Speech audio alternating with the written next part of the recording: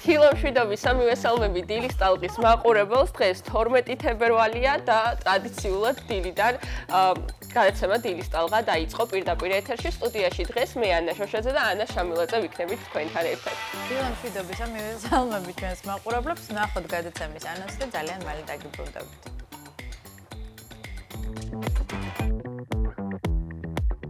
12 თებერვალს ჩარლზ დარვინის დაბადების დღეა.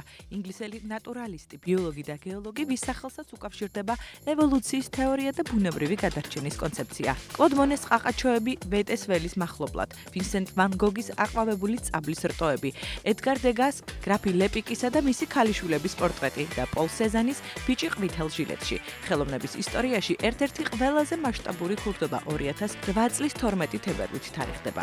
საინტერესო ამბები რუბრიკაში ამ დღეს.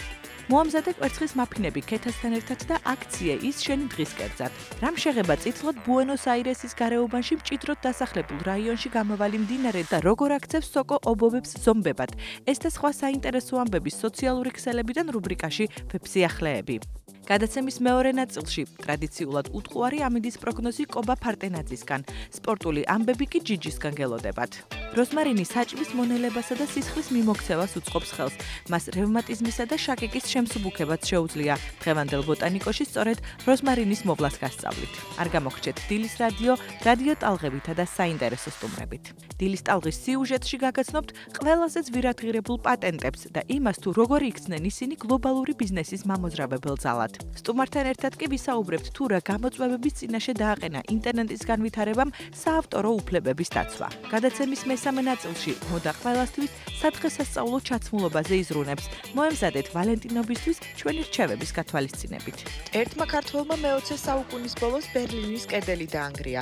მეორემ კი 21 საუკუნეში კედელი მოხატა. ბათუმელის სტრით არტისტის ჯოზეფ ჯორბენაძის ქუჩის არტი ბათუმიდან ბერლინამდე გადაცემის ბოლოს. უყურეთ დილის ტალღას ყოველ სამუშაო დღეს 8 საათსა და 30 წუთზე. ასე რომ გვიყურეთ აუცილებლად და დარჩით ჩვენთან ერთად მომდევნო 2 საათის განმავლობაში, თუმცა აუცილებელია რომ გავიგოთ როგორი ამინდი გვაქვს დღეს სრულიად საქართველოში და ნახოთ როგორია ტემპერატურა დღევანდელი დღის. ნახოთ. დღეს ბათუმში კვლავ 10 გრადუსი სითბო შენარჩუნდება და დღე უნალექოთ ჩაივლის. ქაბულეთში +9, ქედაში 8 გრადუსი სითბო, შუახევში 7, ხულოში 5, ხოლო გოდორძის უღელტეხილზე 0 გრადუსამდე დაეცემა ჰაერის ტემპერატურა.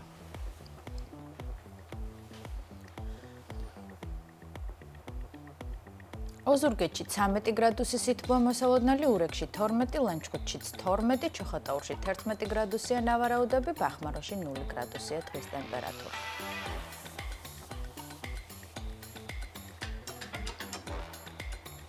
ოცსა და ანაკლიაში 12 გრადუსამდე დათბება ჰაერის ტემპერატურა, სოხუმში 10 გრადუსი სითბოა ნავარაუდები, ზუგდიდში 13 გრადუსი სითბო. კოპიტნარში 14, ქუთაისში 15, საირმეში +5 გრადუსი. მესტია 4 გრადუსი, ბორჯომში 8 გრადუსამდე გათბება ჰაერის ტემპერატურა, ბაკურიანში 3 გრადუსი, აბასთუმანში 5.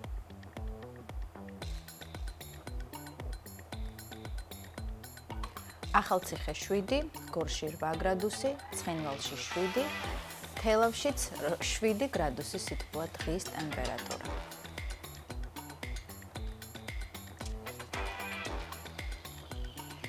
და დედაქალაქში +8 გრადუსი სითბო იქნება დღის ტემპერატურა, დღე ძირითადად უნალექოთ ჩაივლის სრულიად საქართველოში და უფრო ვრცლად და დეტალურად დღევანდელი დღის და ასევე მომდევნო დღეების ამინდის პროგნოზს ბუნებრივია ჩვენი კოლეგა კობა ფარტენაძე ოდნავ მოგვიანებით გვამცნობს. ესეთი საოცარი პანორამული ხედები გვაქვს ხოლმე როგორც წესი ყოველ დილის ტალღის ეთერში. მახარებს ის ფაქტი რომ დღეს ამინდია, თუმცა უფრო ვრცლად ხო ცოტა მოგვიანებით გავიკებთ. ეხლა კი მოდი გადავავლოთ თვალი როგორია ვალუტის ეროვნული კურსი.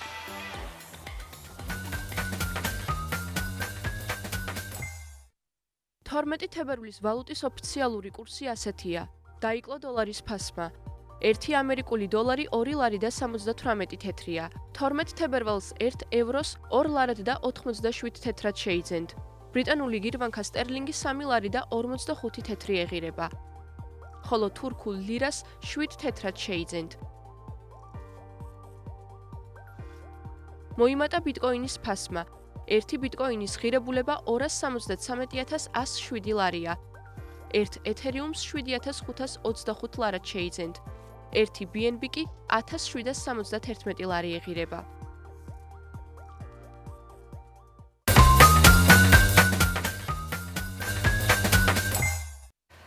ვაგრძელებთ გადაცემას, შეგახსენებთ, რომ დღეს 12 თებერვალია და საინტერესოა რა ისტორიული მოვლენები უკავშირდება დღევანდელ თარიღს, ასე რომ ეხლა რუბრიკა ამ დღეს.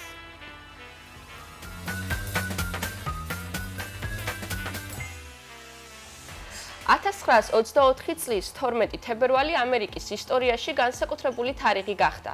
პირველად ამერიკის შეერთებული შტატების პრეზიდენტი კელვინ კულიჯი რადიო მიმართვით გამოვიდა საზოგადოების წინაშე.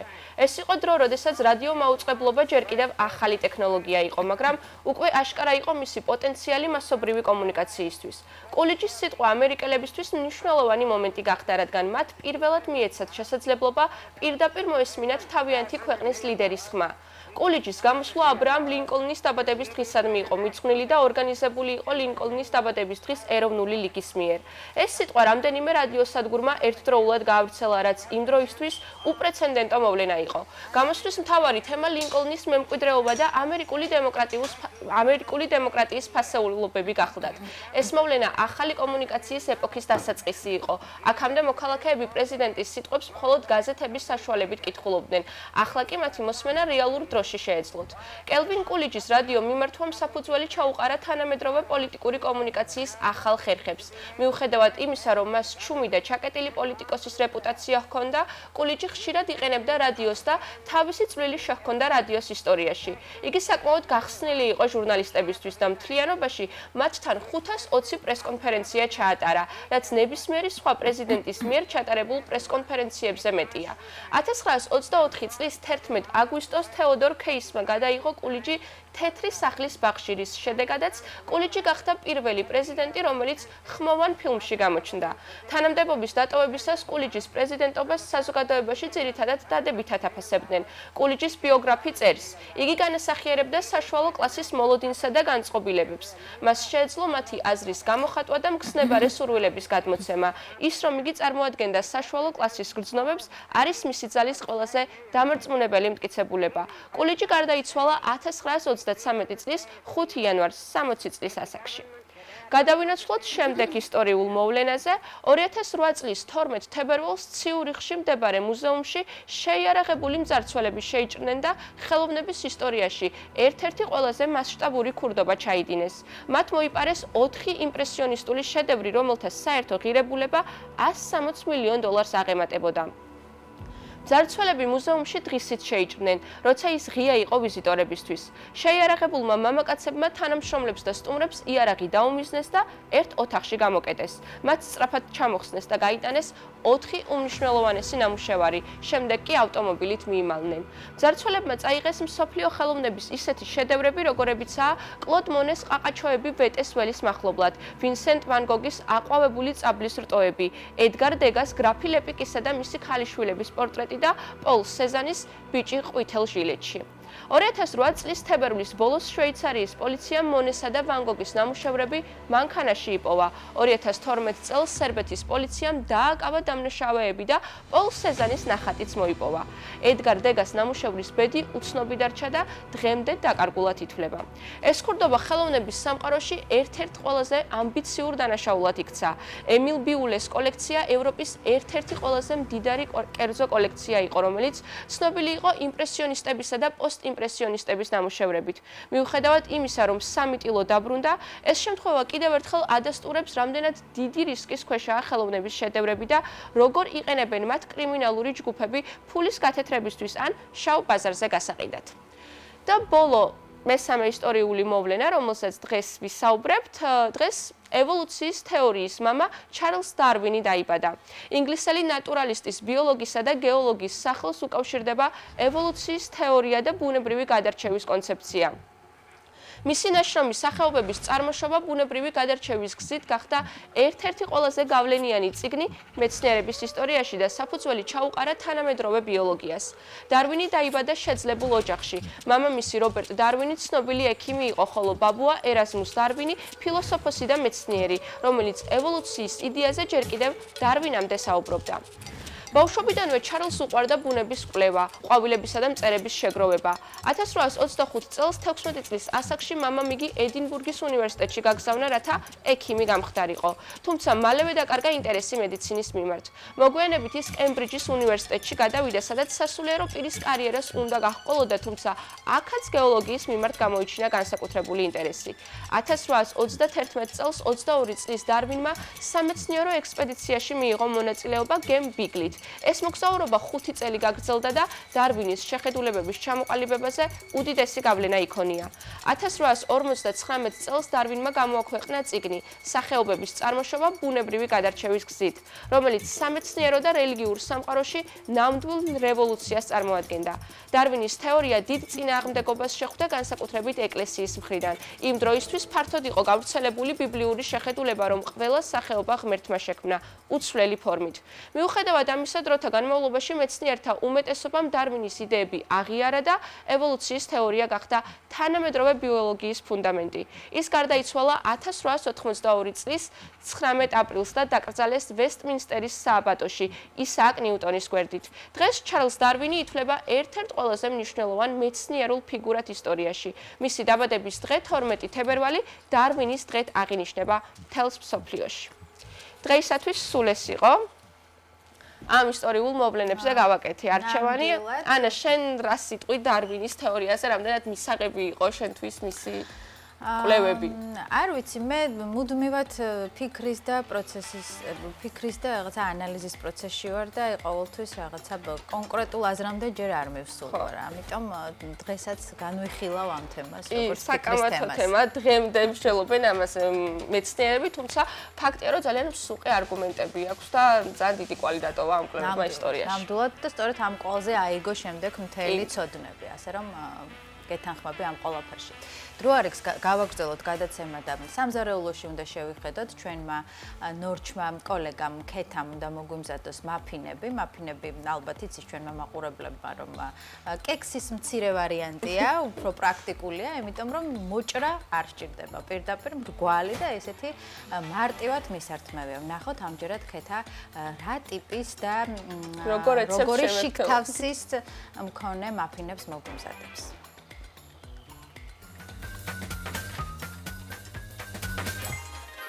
გამარჯობა, დღეს მე მოგიმზადებ ვერცხლის მაფინებს, თუ მოგბეზრდათ შოკოლადის მაფინების გაკეთება და ასე შემდეგ და თუ მოგბეზრდათ კვერცხის ბანალურად შეწვა და მირთმევა, დღეს გასწავლეთ ძალიან მარტივ მეთოდს, ძალიან კარგ მეთოდს და ძალიან გემრიელ მეთოდს, რომ უფრო სხვაგვარად, უფრო მარტივად მოვზადოთ კვერცხი და მირთოთ.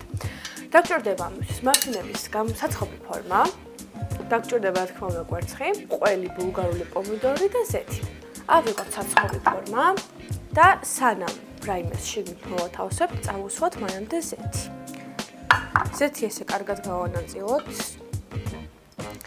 6 ფორმას გავაკეთებ დღეს.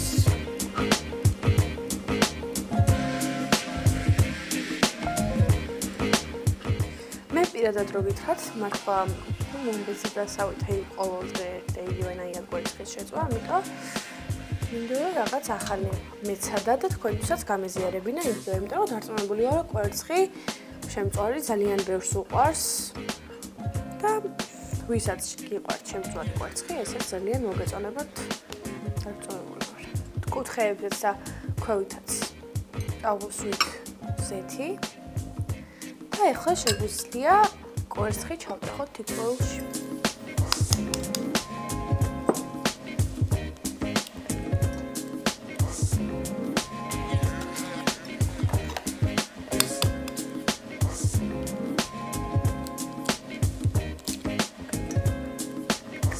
ახლა ეს ცოტა ხანი გვერდით გადავდოთ. სანამ ინგრედიენტებს დავჭრით და გოლდება კვერცხი. პირველ რიგში დავჭრ ბულგარულს.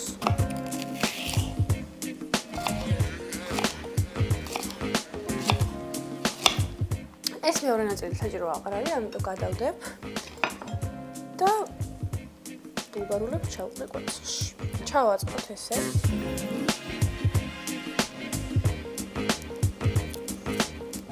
აი ესეც ასე. ბულგარული მოვაყარეთ. ეს ახლა გვერდით გადავდოთ. ემას მე ჩემთვის გემეორ მინიჭო, იმიტომ რომ მეტი არ დაგჭირდა და დავჭრეთ პომიდორი.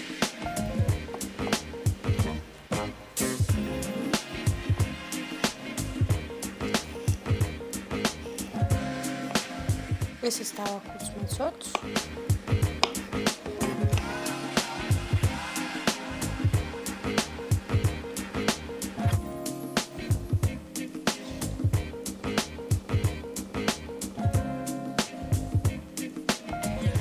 ესეც ასე, ნახეთ.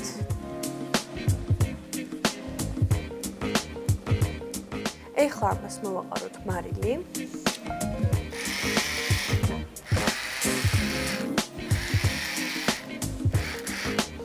და ზემოდან მოვაყაროთ კუბიკებად აჭრილი ყველი. სასურველია იყოს მდნარი ყველი, რომ კარგად გადაარდეს შეწვის დროს კვერცხს.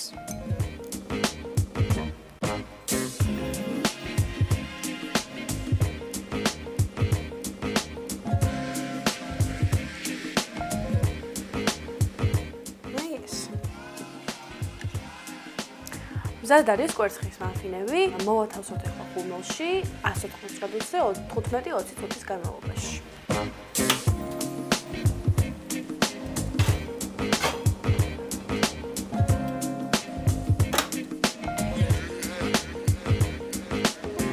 აი ესეც ჩვენი მაფინები, მზად არის მეგობრებო და გამოიყურება უგემრიელესად და აქვს საოცარი სურნელი. გავჭირ და გაჩვენებთ თან როგორი არის შიგნით და როგორ გამოიყურება.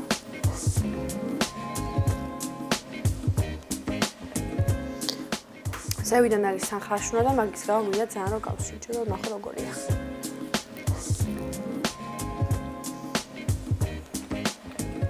როგორსაც მოველოდი. უგემრიელესი და რავი, გემოების სავსე. ძალიან კაია მართლა. აუცილებლად გაიმეორეთ, იმიტომ რომ ძალიან მარტივად მზადდება. ბევრი ინგრედიენტები არ არის საჭირო და არის ძალიან გემრიელი. მომდევნო რუბრიკამდე განვიხილებით კეთილის სრულებით ნახვამდის.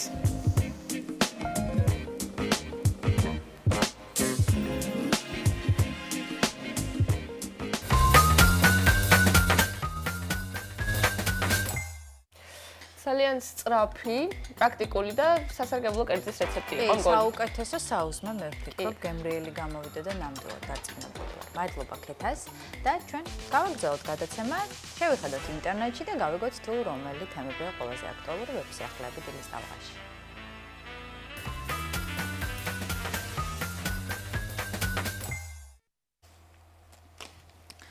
ცოტა უცნაურ და ანომალიურ აღმოჩენაზე უნდა გიამბოთ, ერთი სიტყვით აღმოაჩინეს სოკო, რომელიც ობობებს ზომბებად აქცევს. კერძოდ მეცნიერებმა ჩრდილოეთ ირლანდიაში მდებარე მიტოვებულ დენთის საწყობში ჭერზე სოკოს ახალ სახეობას მიაგნეს. იგი მეთელინა მერიანეს სახელით ცნობილი ობობას სხეულიდან იყო ამოზრდილი, რომელიც იმდენად დეფორმირებული აღმოჩნდა, რომ სახასიათო ნიშნები აღარ ემჩნეოდა. მისი და გამოქვაბულებიდან მოპოვებული დაამატებითი ნიმუშების შესწავლით დადგინდა, რომ ეს აქამდე უცნობი მიკროორგანიზმი იყო, რომელსაც გიბელულა ათენბროუი ეწოდება. ყველა შემთხვევაში მას ობობას სხეულის კარკასი ჰქონდა გამოყენებული, ობობა პოტენციურ მსხვერპლს აბლაბუდასთან უწდის და დიდ მანძილს არ გადის. საწყობის მოშიშვლებულ ჭერზე მისი აღმოჩენა მიანიშნებს, რომ ის იქ სწორედ პარაზიტი სოკოს გავლენით მოხდა. სოკომ ობობა ზომბად აქცია.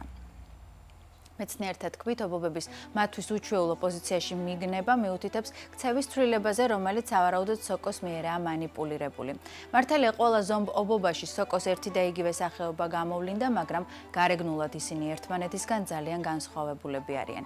ფიქრობენ, რომ ამის მიზეზი გარემო პირობების სხვადასხვაობაა, მაგალითად, მიწის ქვეშ არსებულ საწყობში, სადაც აირი თავისუფლად ვერ მოძრაობს, სპორების სვეტოვანი სტრუქტურითაა წარმოდგენილი, სინათლის ნაკლებობის გამო კი სეგმენტია დაკარგული. ამის საპირისპიროდ გამოქვაბულში ჰაერის ნაკადების უხვადაა და მზის სხივებით შესაბამისად სოკოს სპორები უფრო დანაწევრებულია.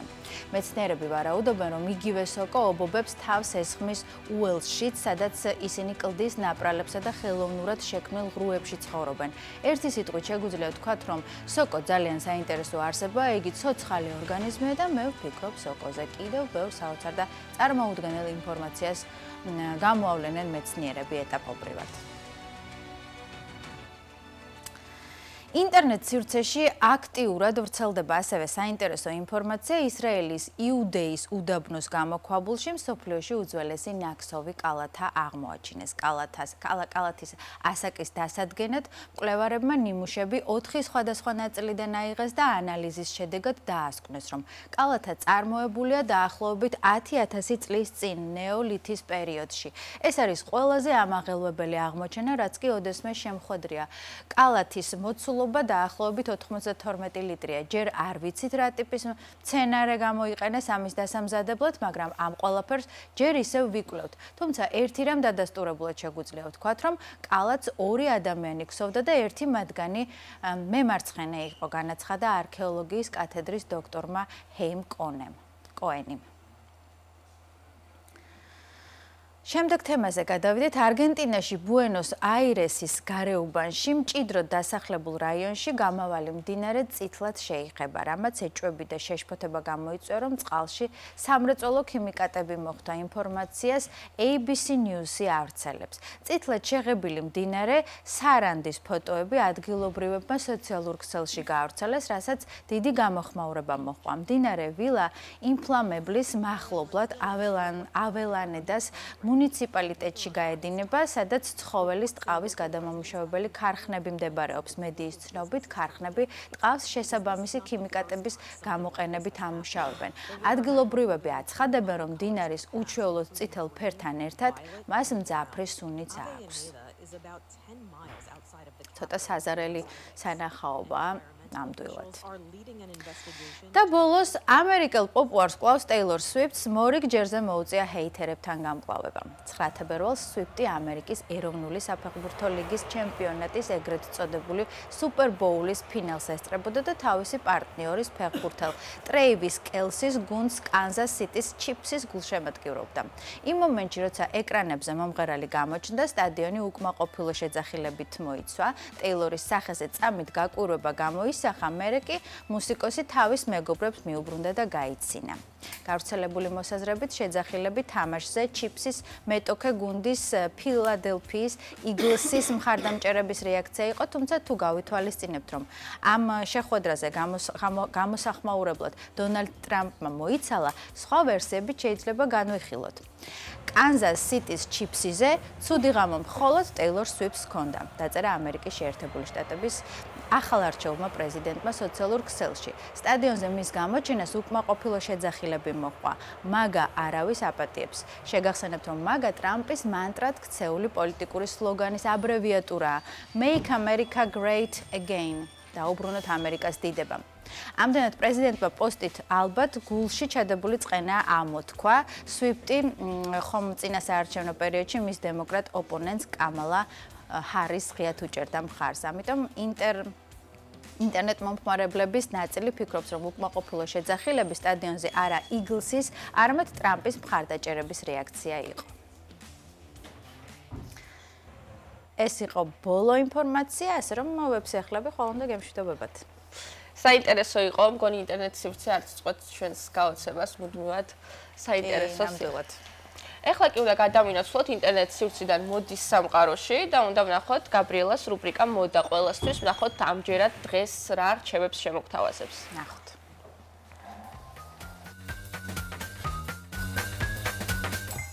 მოგესალმებით, ეს არის რუბრიკა მოდა ყველასთვის და დღევანდელ ეპიზოდში მე გაგიზიარებთ რჩევებს იმისთვის, თუ როგორ მოვემზადოთ სადღესასწაულოდ. მიუხედავად იმისა, რომ თანამედროვე მოდა ნაკლებ შეზღუდვებს მოიცავს და მე ამაზე ხშირად საუბრობ ჩვენს რუბრიკაში, მაინც არსებობს ადგილები და დღესასწაულები, სადაც განსაკუთრებით უნდა გამოვიყურებოდეთ. ასევე განსაკუთრებული უნდა იყოს ჩვენი ჩაცმულობაც. სწორედ ამის შესახებ იქნება დღევანდელი ეპიზოდი. დარჩით ჩვენთან და არ გადავიდეთ. მიმდინარე სეზონზე ბლუზა დეკორით, ანუ სხვადასხვა ჭყვიალა, მაგრამ მცირე დეტალით არის საკმაოდ ტრენდული და ის მნიშვნელოვნად გაამრავალფეროვნებს თქვენს ნებისმიერ ჩაცმულობას. მაგალითად, მსგავსი პიჯაკი ჭყვიალა დეტალებით, ის ყველაზე სადა ლუქსაც კი გაამრავალფეროვნებს. რა თქმა უნდა, შეგიძლიათ მოიხსნათ როგორც კაბასთან, ასევე კლასიკურ შარვალთან.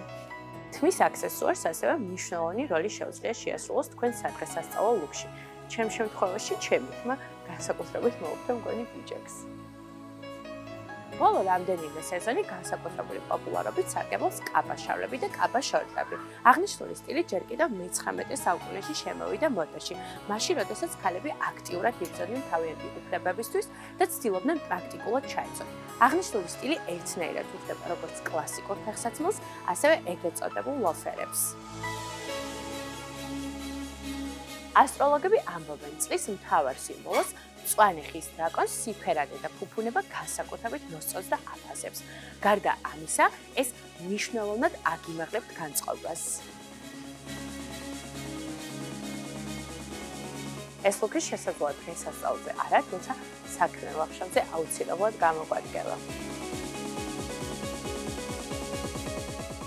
როგორც ხედავთ, მცირე დეტალების დახმარებით ამ შემთხვევაში ეს არის საფურე, ვარცხნილობა და ბაფთა, რომელიც პერანგს ახლავს, შევძელი შემექმნა მესამე კლასიკური ლუკი, რომელიც ერთნაირად შეიძლება გამოგვადგეს როგორც ნებისმიერ დახურულ წვევლებაზე, ასევე თეატრში და ღონისძიებაზე. ხშირად გოგონები, როდესაც სადღესასწაულო ტანსაცმელზე ფიქრობენ, საღამოს კაბაზე აკეთებენ აქცენტს. თუმცა არანაკლებ საინტერესო კომბინაციების აწყობაა შესაძლებელი ლამაზი მაისურებით, ბლუზებით, ქვედა კაპებით, შარვით და კაბაშორტით. ასეთი კომბინაციები არა მხოლოდ სანახაობრივი, არამედ საკმაოდ პრაქტიკულიცაა, რადგანაც შეგვიძლია დღესასწაულების გასვლის შემდეგ ცალ-ცალკე სხვა სამოსთან ერთად მოვირგოთ. შეგიძლიათ კლასიკური შარვალი აირჩიოთ და სხვადასხვა დეტალით გაფორმებული ტოპი, ბლუზები მოირგოთ. იდეალურია ეგრეთ წოდებული მიდიან მაქსი ქვედა კაპები. თუნდაც ყველაზე სადა კომბინაცია შესანიშნავად გამოიყურება გამორჩეული დეტალებით გაფორმებულ ფეხსაცმელთან. აქტუალურია, როგორც უკვე აღნიშნეთ, წითელი, მწვანე, მკვეთრი ფერის კოსტიუმები. დიზაინერები გვირჩევენ, რომ აქცენტი სადა, ზედმეტი დეტალებისაგან თავისუფალ მოდელებზე გავაკეთოთ. ინსპირაციისთვის სხვადასხვა მოდის სახლის 2025 წლის გაზაფხულის ზაფხულის კოლექციებიდან რამდენიმე საინტერესო იდეას გაგიზიარებთ. აქვე გაგიზიარებთ რამდენიმე ნივთს, რომლებიც თქვენ საგაზაფხულო გარდერობს გაამრავალფეროვნებს და ელეგანტური ლუკების შექმნაში დაგეხმარებათ. კლასიკური სწორი პალტო განსაკუთრებით აქტუალური გაზაფხულის პირველ თვესაა, როცა ჯერ კიდევ დაბალი ტემპერატურა და ნალექიანი ამინდებია. ის შეგიძლიათ მოირგოთ როგორც ჯინსთან, ასევე კლასიკურ შარვალთან, კაბასთან. ასევე იმისთვის, რომ თქვენი პალტო ბევრ სხვადასხვა ნივთს მოუხდინოთ, ნეიტრალური ფერი აირჩიეთ. მაგალითად, ნაცრისფერი, ყავისფერი, კრემისფერი, შავი, თუმცა რა თქმა უნდა, ექსპერიმენტების ჩატარებაც შეიძლება. ასევე გამოგვადგება კლასიკური პერანგი, რომელიც მოდიდან არასოდეს გადავა და ამავდროულად საგაზაფხულო გარდერობის განუყოფელი ნაწილიცაა. ამ სეზონის ერთ-ერთი მნიშვნელოვანი ტენდენცია ბაფთების გამოყენებაა. შეგიძლიათ ბევრი სხვადასხვა კომბინაცია სცადოთ, ლენტით თმა შეიკრათ, ან კიდევ აქსესუარად გამოიყენოთ. შეგიძლიათ თმას ტალღის ეფექტი მისცეთ, ან კიდევ დაისწოროთ და სხვადასხვა აქსესუარი გამოიყენოთ. სადღესასწაულოდ მომზადების პროცესში სუნამო ერთ-ერთი ყველაზე მნიშვნელოვანი და ბოლო ელემენტია. ქალის საუკეთესო სუნამო. არსებობს კი საუკეთესო, ან როგორ უნდა განისაზღვროს, რომელია საუკეთესო და რატომ. ადამიანებს ხომ განსხვავებული გემოვნება აქვთ. სუნამო ქალის ყოველდღიურ იმიჯში ხშირად უფრო მეტია, ვიდრე უბრალოდ სურნელი. ის ასახავს ქალის ხასიათს, სტილსა და შინაგან სამყაროს. ამ მრავალფეროვანი არომატების სამყაროში რთულია გააკეთო არჩევანი. თუმცა ყველაფერი დამოკიდებულია იმაზე, თუ სად ვაპირებთ წასვლას. მსუბუქი და ციტრუსოვანი არომატები შესანიშნავია ოფისისთვის ან ყოველდღიური შეხვედრებისთვის, ხოლო ღრმა და აღმოსავლური სურნელები უფრო მისაღებია საღამოსა და ოფიციალურ ღონისძიებებზე.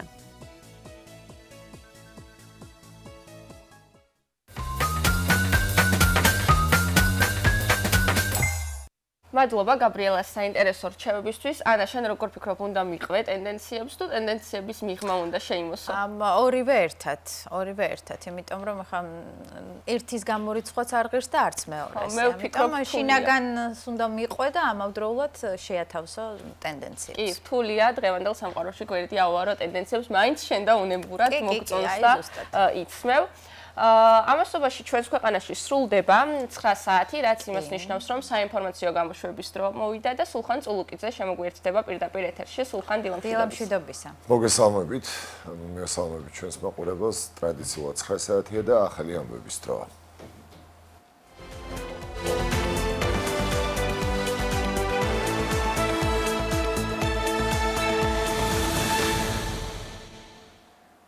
საქართველოს პრემიერ-მინისტრის სამთავრობო დელეგაციასთან ერთად კვლავ დუბაიშია ირაკლი კობახიძე უკვე გამოვიდა სიტყვით მსოფლიო მთავრობათა სამიტზე. მთავარი აქცენტები პრემიერმა საქართველოს ეკონომიკურ ზრდაზე, უსაფრთხოებასა და სტაბილურობაზე გააკეთა. ყურადღება გამახვილდა საქართველოს სტრატეგიულ მდებარეობაზეც. სამიტის ფარგლებში შედგა ორმხრივი შეხვედრები, ირაკლი კობახიძე შეხვდა კუვეითელ კოლეგას. საუბარი საქართველოში არსებულ ბიზნეს გარემოს, ტურიზმს, ენერგეტიკისა და უძრავი ქონების სექტორში ინვესტირების შესაძლებლობებს შეეხებოდა. აღინიშნა ორი ქვეყნის სავაჭრო ეკონომიკური ურთიერთობების დიდი პოტენციალი. ყველა ლიდერმა ხაზი გაუსვა შვიდობის უალტერნატივობას. ჩვენ გქონდა შესაძლებლობა, რომ პრემიერ-მინისტრის ხელმძღვანელობით გქონოდა ორმხრივი შეხვედრები, ასევე გეგმავთ შეხვედრებს ციფრული მმართველობის, ტექნოლოგიებისა და კიბერუსაფრთხოების საკითხებზე. შიმშილობის 32 დღე დაკავებული მედია მენეჯერი კლინიკა ვიოამედში განაგრძობს მკურნალობას. მოშიმშილე ჟურნალისტის ჟანმრთელობის მდგომარეობას ექიმები აკვირდებიან. მზიამაღლობელმა გაითვალისწინა ექიმების რეკომენდაცია და კლინიკაში მონიტორინგის მიზნით დარჩენა გადაწყვიტა, თუმცა იგი შიმშილობას არ წყვეტს. დაკავებული მედია მენეჯერის გათავისუფლების მოთხოვნით შექმნილია პეტიცია, ასევე მთელი ქვეყნის მასშტაბით უწყვეტად გრძელდება ჟურნალისტის მხარდამჭერი აქციები. ბათუმის პოლიციის უფროსის ირაკლი დგებუაძისთვის სახეში სილის გაწვნისთვის გამოძიება ნეტგაზეთისა და ბათუმელების დამფუძნებელს პოლიციელზე თავდასხმას ედავება, მას 4-დან 7 წლამდე ვადით პატიმრობა ემუქრება. სწორედ მზიამაღლობელის და აქციების მიმდინარეობისას დაკავებული პატიმრების გათავისუფლება უწყვეტი პროტესტის ერთ-ერთი მთავარი მოთხოვნა ბათუმში. საკონსტიტუციო სასამართლოს და მთავრობის შენობების მიმდევარედ პროტესტის მონაწილეები 76 ღამესად შეიკრიბნენ. ითქვა, რომ უკანონო პატიმრები უნდა გათავისუფლდნენ და არალეგიტიმური ხელისუფლება ხელახალი საპარლამენტო არჩევნებით უნდა შეიცვალოს. 60 დღეზე მეტია, რაც საპროტესტო აქციები იმართება საქართველოს სხვადასხვა ქალაქებში და ერთადერთი და მთავარი მოთხოვნა სულ რამოდენიმეა. ეს არის პოლიტიკური პატიმრების თავისუფლება, ეს არის ვადამდელი არჩევნები და სანამ ამ მოთხოვნას არ მიიღებს ქართველი ხალხი, მანამდე ვაპირებთ ჩვენ ვიყოთ ქუჩაში და გავაპროტესტოთ არალეგიტიმური ხელისუფლება. ჩვენი ნომერ პირველი მოთხოვნა მზიამაღლობელის და ყველა იმ პოლიტიკური ტყვის გათავისუფლება, რომელიც უკანონოდ არასამართლიანად დაკავებული ყავს რეჟიმს. და მეორე მოთხოვნა ეს არის სამართლიანი არჩევნების ჩანიშვნა, ეს არის პოლიტიკური კრიზისის განმუხტვის ნომერ პირველი ამოცანა და მთავრობის მიზანიც უნდა იყოს დე-ფაქტო მთავრობის მიზანიც, რომ რეალურად საქართველოში ერთხელ და სამუდამოდ სამართლიანი პირობებით ჩატარდეს არჩევნები. ის სიძულვილის ენა, რომელსაც აჟღერებს ხელისუფლება, ის ძალადობა, რომელსაც ისინი ახორციელებენ რიგით მოქალაქეებზე, ახალგაზრდებზე, სტუდენტებზე, ჟურნალისტებზე, უნდა დასრულდეს ერთხელ და სამუდამოდ. ოქტომბერში პუტინის ტურმა ქართული ოცნების რეჟიმმა საქართველოში არჩევნები გააყალბა. ამის შესახებ კონგრესმენმა ჯო უილსონმა კონგრესში სიტყვით გამოსვლისას განაცხადა. რესპუბლიკელი კონგრესმენი ამბობს, რომ რეჟიმი ქართველი ხალხის პროტესტს უკანონო დაკავებებითა და ძალადობით პასუხობს.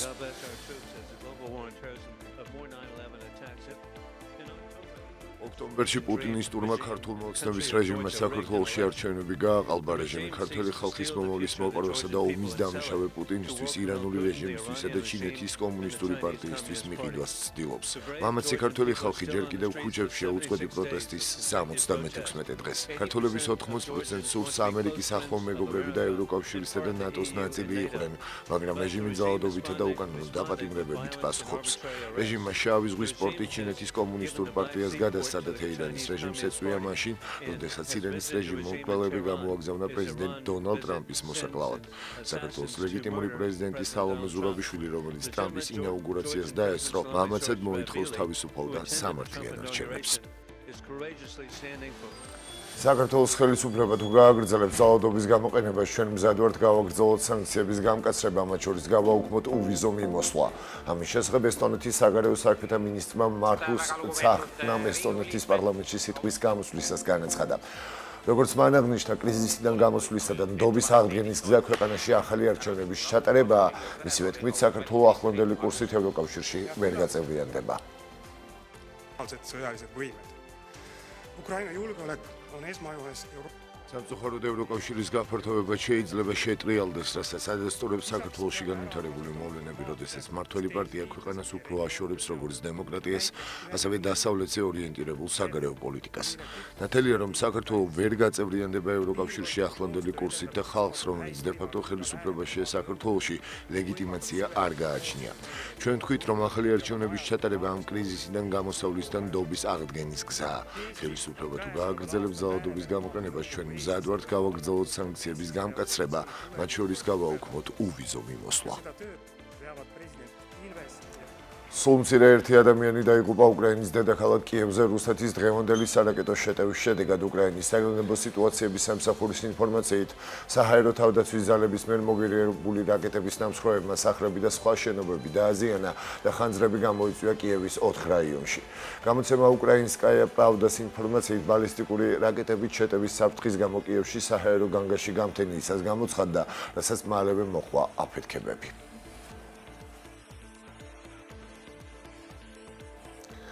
უკრაინა მზადაა მისი შეიარაღებული ძალების მიერ კურსკში დაკავებული ტერიტორიები გაცვალოს სხვა მიწებზე, რომლებსაც რუსეთი აკონტროლებს.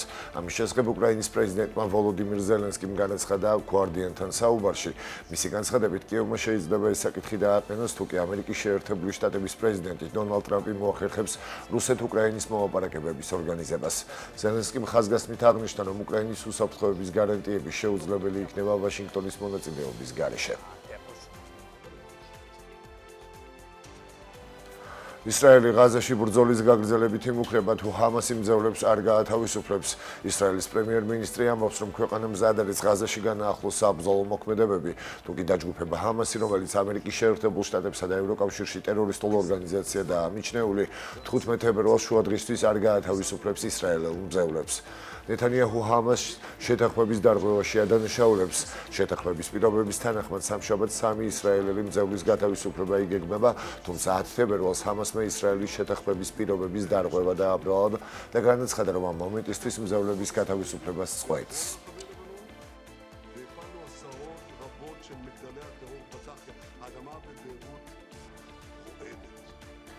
ასეთი იყო ახალი ამბები ამ დროისთვის, ამ და სხვა სიახლეებით კი პირდაპირ ეთერში ტრადიციულად 10 საათზე დავბრუნდებით, დაგველოდეთ დროებით. მადლობა სულხან, დროებით გემშვიდობებით, ჩვენ კი ვაგრძელებთ გადაცემას და დროა ვნახოთ გადაცემის მეორე ნაწილის ანონსი და მალე დავბრუნდებით.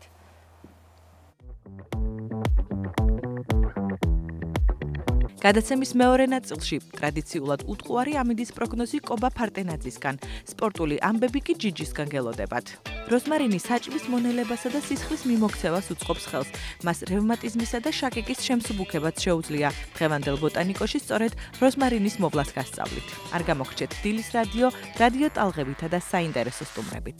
დილის ტალღის სიუჟეტში გაგაცნობთ ყველაზე ძვირადღირებულ პატენტებს და იმას, თუ როგორ იქცნენ ისინი გლობალური ბიზნესის მამოძრავებელ ძალად. სტუმართან ერთად კი ვისაუბრებთ, თუ რა გამოწვევების წინაშე დააყენა ინტერნეტის განვითარებამ საავტორო უფლებების დაცვა. გადაცემის მესამე ნაწილში მოდა ყველასთვის სადღესასწაულო ჩაცმულობაზე იზრუნებს. მოემზადეთ ვალენტინობისთვის ჩვენი რჩევების გათვალისწინებით. ერთმა ქართველმა მე-20 საუკუნის ბოლოს ბერლინის კედელი დაანგრია. მეორემ კი 21 საუკუნეში კედელი მოხატა. ბათუმელის სტრით არტისტის ჯოზეფ ჯორბენაძის ქუჩის არტი ბათუმიდან ბერლინამდე გადაცემის ბოლოს. უყურეთ დილის ტალღას ყოველ სამუშაო დღეს 8 საათსა და 30 წუთზე.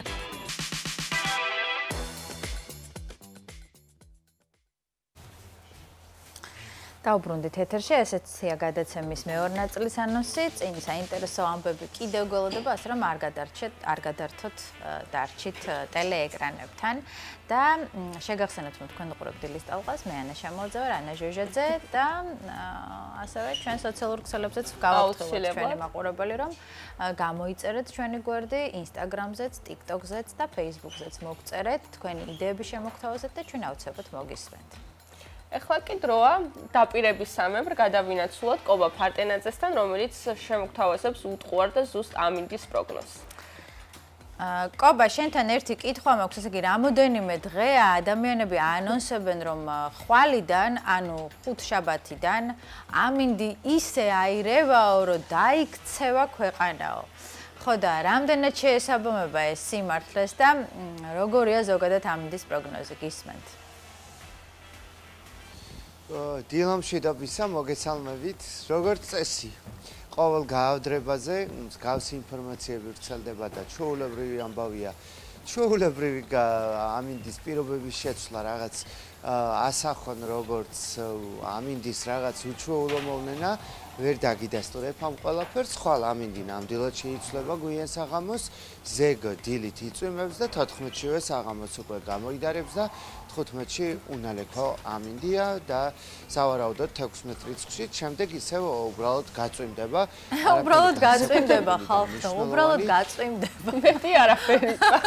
ბათუმანებს წვიმა არ გვაშინებს.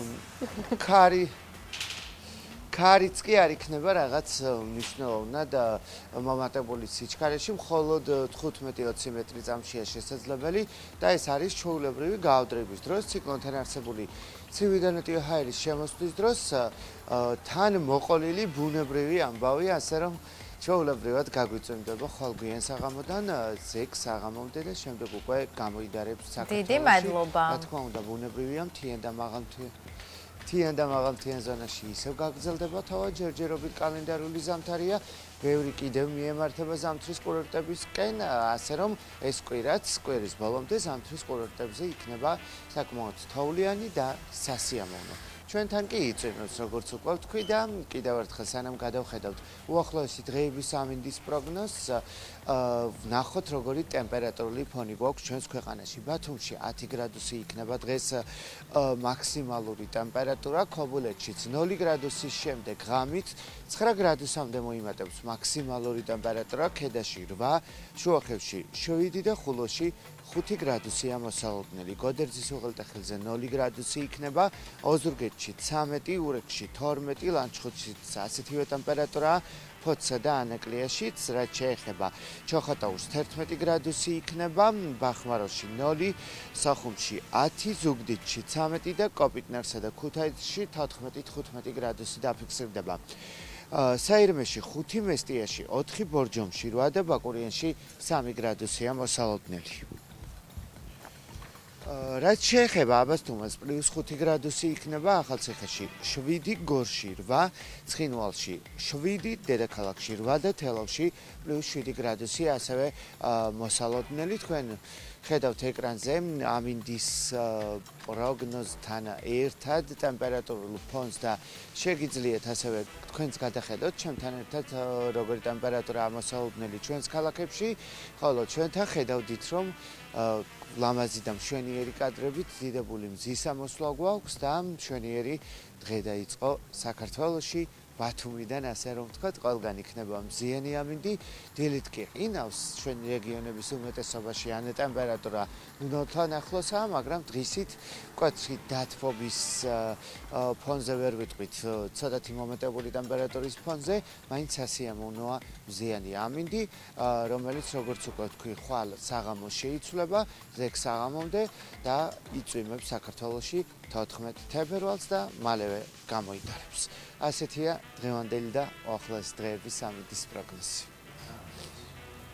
მადლობა კობა, გული არ დამწყდა დღევანდელ პროგნოზზე, იმიტომ რომ როგორც გავიგეთ, ხანმოკლე იქნება უამინდობა, ჩვენ დროებით გემშვიდობებით. კი ბატონო. ნახვამდის კობა, ახლა კი დრო არის სპორტი შემოვიდეს დილის ტალღის ეთერში და ბუნებრივია ჩვენი კოლეგა გიგა ჯიჯავაძე უნდა ჩაგვერთოს მონიტორის სივრციდან ჯიჯი დილამშვიდობისა.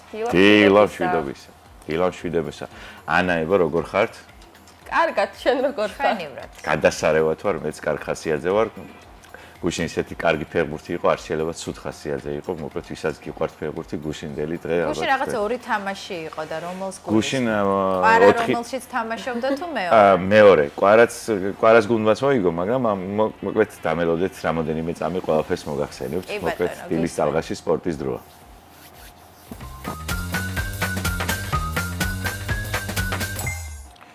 დილამშვიდობის მოგესალმებით ვიწყებთ სპორტზე საუბარს და სანამ უშუალოდ ფეხბურთზე გადავალ სასაუბროდ, მანამ უნდა გითხრათ, რომ დღეს ბათუმის სპორტის სასახლეში ახალგაზრდული ოლიმპიური ფესტივალის ფარგლებში საქართველოს სახელით იასპარეზებს ფიგურულ სიგურაობაში ჩვენი ქვეყნის წარმომადგენელი ინგა გურგენიძე, რომელიც მოკლედ რომელსაც ჭირდება ჩვენი მხარდაჭერა და დღეს 5 საათიდან ვიკრიბებით ყველანი ბათუმის სპორტის სასახლეში და გულშემატკივრებთ ამ ახალგაზრდა ძალიან მაგარ გოგოს, რომელიც ფიგურულ სიგურაობაში მიიღებს მონაწილეობას და ერთ-ერთი ქართველია, რომელიც ჩვენს ქალაქში მიიღებს მონაწილეობას მოკლედ ამ ახალგაზრდულ ოლიმპიურ ფესტივალში და რა თქმა უნდა, კარგი იქნება თუ გავავსებთ ყინულის სასახლეს, ასე რომ დღეს 5 საათიდან ფიგურული სიგურაობის ტურნირი ტარდება ახალგაზრდული ოლიმპიური ფესტივალის ფარგლებში და ყველანი გულშემატკივრობთ ინგა გურგენიძეს, ასე რომ ყველას გელოდებით დღეს ყინულის სასახლეში. საღამოს 5 საათიდან დაიწყება ეს შეხვედრა და ქართველი დაახლოებით სადღაც 6-15 წელზე გამოვა და იასპარეზებს მოკლედ აი ამ ძალიან კარგ შეჯიბრებას. გადავინაცვლოთ ახლა ფეხბურთზე, რაც დავაანონსებთ და თქვით, გუშინ ჩემპიონთა ლიგის მორიგი ტურის მატჩები გაიმართა და მთელი საქართველოს ყურადღება მიუყრობილი იყო ბრესტი PSG შეხვედრაში, სადაც ხვიჩა კვარაცხელიას ყველა ელოდა, რომ სასტარტო შემადგენლობაში დაიწყებდა თამაში, მაგრამ ლუის ენრიკემ გადაწყვიტა, რომ ის სათადარიგოს კამიდან დაიწყებდა შეხვედრას, მოკლედ 0-3 ესე დაამარცხა გუშინ ვიტინიას და დემბელის დუბლით ბრესტი. ხვიჩა კვარაცხელია 64 წუთზე ჩაერთო შეხვედრაში, დაახლოებით 27-28 წუთი დაჰყობა მოედანზე. ღირებული არც თუ ისე ბევრი რამ შეუქმნია ხვიჩას, მაგრამ ეს ეხება, როდესაც სათადარიგოდან იწყებ შეხვედრას, ძნელია მოსწავლ ფეხბურთელს აიმე ღირებული შექმნა მოედანზე. სხვა შეხვედრები კი ესე დასრულდა იუვენტუსმა PSV ეინდჰოვენი დაამარცხა 2-1, სპორტინგი ყველასთვის გასაკვირად 0-3 დამარცხდა დორტმუნდთან, ხოლო ტოპ მატჩი, სუპერ მატჩი, რომელიც გუშინ გაიმართა, ეს იყო პარის სენ-ჟერმენი რეალ მადრიდის შეხვედრა. მოკლედ ორჯერ იგებდა პარის სენ-ჟერმენი იყო და მანჩესტერ სიტი რეალ მადრიდის შეხვედრა, ორჯერ იგებდა მანჩესტერ სიტის შეხვედრას ერლინგ ჰალანდის გოლებით, მაგრამ რეალი რისი რეალია, რომ ბოლო წუთებზე არ დაატრიალოს შეხვედრა და მოკლედ 2-3 პეპ გვარდიოლას კიდევ ერთი თავის ტკივილი ალბათ არის მადრიდის რეალი. ვიცით ჩვენ მანჩესტერ სიტის ბოლო პერიოდის ბოლოდროინდელი კრიზისის შესახებ, მაგრამ გუშინდელი შეხვედრის დასაწყისს თუ ნახავდით, ალბათ ყველას ჰქონდა იმის იმედი, რომ იყო შანსი იმის, რომ მანჩესტერ სიტის გაეტეხა ნავსი და მადრიდის რეალისტვის მოიგო, მაგრამ კიდევ ერთხელ ამბობ, რეალი რის რეალია, რომ ეს ყველაფერი სხვა დროისთვის არ გადაედო მანჩესტერ სიტისთვის. მოკლედ 2-3 ეს პირველი მატჩია, ესე დასრულდა მადრიდელების გამარჯვებით. მორიგი შეხვედრა, 4-ვე გუნდის გაიმართება შემდეგ სამშაბათს და ოთხშაბათს, ასე რომ მოკლედ ველოდებით შემდეგ მატჩებს. დღეს კვლავ 4 მატჩი გაიმართება, მე-16 ფინალის, ბრიუგე ატალანტას მიიღებს, ფეინორდი მილანს, მონაკო ბენფიკას და სელტიკი მიუნხენის ბაიერს. აი ეს 4 მატჩია, ადრეული მატჩი 21 საათს და 45 წუთზე დაიწყება საქართველოს დროის, ხოლო დანარჩენი შეხვედრები 12 საათზე, ანუ ღამის 12 საათზე დაიწყება შეხვედრები და ალბათ ხვალ შემოგთავაზებთ მოკლედ აი შეხვედრების ანგარიშებს. გადავინაცვლოთ საქართველოში და ხვალ ასევე ჩვენს არხზე 18 საათიდან შეგიძლიათ თვალი ადევნოთ ბათუმის დინამოს მორიგ შეხვედრას ლუგანსკის ზორიასთან 13 თებერვალს მოკლედ გაიმართება ხვალ ეს შეხვედრა და ამ მატჩის პირდაპირ რეპორტაჟს ჩვენი არხის საშუალებით იხილავთ. ბოლოს წინა მატჩია ბათუმის დინამოს შეკრების. კიდევ ერთი მატჩი დარჩება ვორსკლასთან ბათუმის დინამოს, რომელიც ზეგ გაიმართება. მოკლედ აი ესე მიჯდით ორი შეხვედრა აქვს ბათუმის დინამოს ანტალიაში შეკრებაზე დარჩენილი, ასე რომ მოკლედ უკვე ძალიან მალე დაიწყება საქართველოს კრისტალბეთ ეროვნული ლიგის გათამაშება, სადაც კიდევ ერთხელ შეგახსენებთ ბათუმის დინამოს პირველი მეტოქე 2 მარტს გასამართ შეხვედრაში თბილისის დინამო იქნება. ვნახოთ ბათუმის დინამოს ჯერ კიდევ არ მოუგია თურქეთში გამართულ ბოლო 6 შეხვედრაში არც ერთი შეხვედრა საკმაოდ დიდი ანგარიშებით აგებს გუნდი და ვნახოთ მოკლედ როგორ მომზადებული ჩამოვა ბათუმის დინამო საქართველოში. ისევ ქართული ფეხბურთის ირგვლივ ტრიალებთ და ქუთაისის ტორპედოს ახალ წნელზე უნდა ვისაუბროთ. დირკ შუსტერი გახდა ქუთაისის ტორპედოს მთავარი მწვრთნელი, გერმანელი სპეციალისტი, რომელიც არაერთ ბუნდესლიგის გუნდში ბუნდესლიგის გუნდს წვრთნიდა და მოკლედ ქუთაისის ტორპედოში გადმობარგდა ძალიან დიდი ამბიციებით და დიდი გეგმებით. ეს შეუერთდა გუნდს, ნახოთ. ესპანეთში იმყოფება, ეხლა ქუთაისის ტორპედო, კადრებს ხედავთ, მარბელაშია. ქუთაისის ტორპედო იქ გადის სამშობლოს შეკრებას, ძალიან ბევრი ახალი ფეხბურთელი დაიმატა, განსაკუთრებით გამოსაყოფია ალბათ სოლომონ კვირკველია, რომელიც თბილისის დინამოდან გადაბარგდა ქუთაისის ტორპედოში, ასევე გიორგი კოხრეიძე, რომელიც საბურთალოს იბერია 1999-ის ერთ-ერთი ლიდერი იყო და წინა გათამაშების კრისტალბეთ ეროვნული ლიგის საუკეთესო ფეხბურთელის ტიტულის მფლობელი, ასე რომ წელს ქუთაისის ტორპედო ისევე როგორც ჩარშან ერთ-ერთი მთავარი ფავორიტია ჩემპიონობის. ნახოთ, როგორ განვითარდება ქუთაისის ტორპედოსთვის კრისტალბეთ ეროვნული ლიგის 2025 წლის გათამაშება. აქედან თუ შევხედავთ, აი ამ შემადგენლობით ალბათ ერთ-ერთი ყველაზე მთავარი პრეტენდენტია კიდევ ერთხელ ვიმეორებ საქართველოს ჩემპიონობის.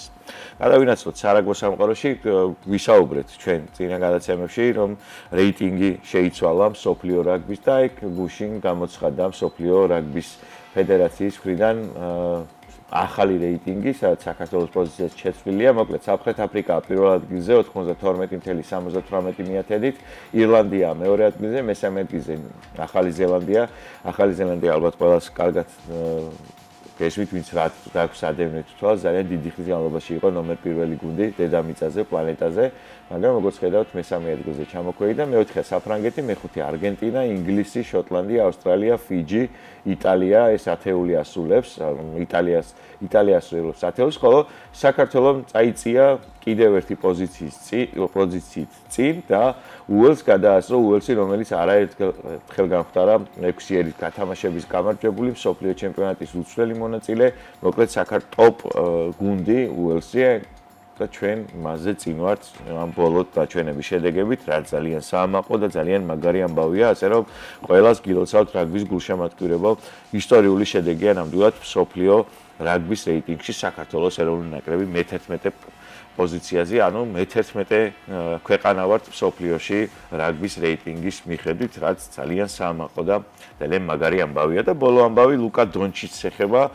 შედგა მისი დებიუტი ლოს-ანჯელეს ლეიკერსის 77 ნომრიანი მაისურით, მოკლედ პირველ შეხვედრაში 14 ქულა, 5 მოხსნა, 4 პასია, ესეთი იყო მისი მონაგარი და ყველაზე მნიშვნელოვანი იყო ამ მატჩში, რომ ლეიკერსის ხელმძღვანელობამ გუნდმა გადაწყვიტა საჩუქარი გაეკეთებია გულშემატკივრისთვის და ყველას უკლებლივ, ყველას ვინც იყო მოსული დარბაზში საყურებლად ამ მატჩის, ლუკა დონჩიჩის მაისური დაახვედრა სკამზე, ასე რომ ყველას ეცვა 77 ნომრიანი მაისური ამ შეხვედრაზე და მოკლედ ეს ლეგენდარული კალათბურთელი სლოვენიელი ძალიან მაღალი დონის შემსრულებელი უკვე ლეიკერსის მაისურით უტევს გუნდებს, მოკლედ იქ ლებრონ ჯეიმსია, ლუკა დონჩიჩი და წელს ყველაზე მეტად არის იმის შანსი, რომ რეგულარული ჩემპიონატის გამარჯვებული გახდეს ლეიკერსი კვლავ დაიბრუნოს ის დიდება, რომელიც ძალიან დიდი ხნის განმავლობაში ჰქონდა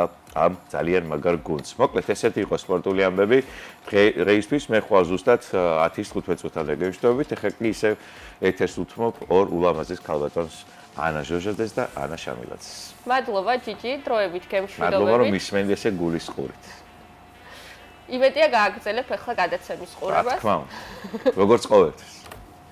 დროებით ხოლმე გემშვიდობებით, ჩვენ კი ვაგრძელებთ გადაცემას, შეგახსენებთ თქვენ უყურებთ დილის ტალღას და დღეს 2 საათის განმავლობაში თქვენთან ერთად ვართ ჩვენ, მე ანა ჟოჟაძე და ანა შამილაძე. წინ კიდევ ბევრი საინტერესო თემაა და ბევრი საინტერესო სტუმარი გველოდება, ასე რომ არ გადართოთ. ახლა უნდა გადავინაცვლოთ ერთ-ერთ საყვარელ რუბრიკაზე მაყურებლებისთვის. როსმარინი არა მხოლოდ სასიამოვნო სურნელითა და გემოთი გამოირჩევა, არამედ უძველესი დროიდან ცნობილია თავისი სამკურნალო და ენერგეტიკული თვისებებით. რატომ უნდა იყოს ეს მცენარე თქვენ სამზარეულოსა და ბაღში? დღეს რუბრიკაში ბოტანიკო სწორედ როსმარინზე გაგიზიარებთ საინტერესო ინფორმაციას. ვნახოთ რუბრიკა და მალე დავბრუნდებით.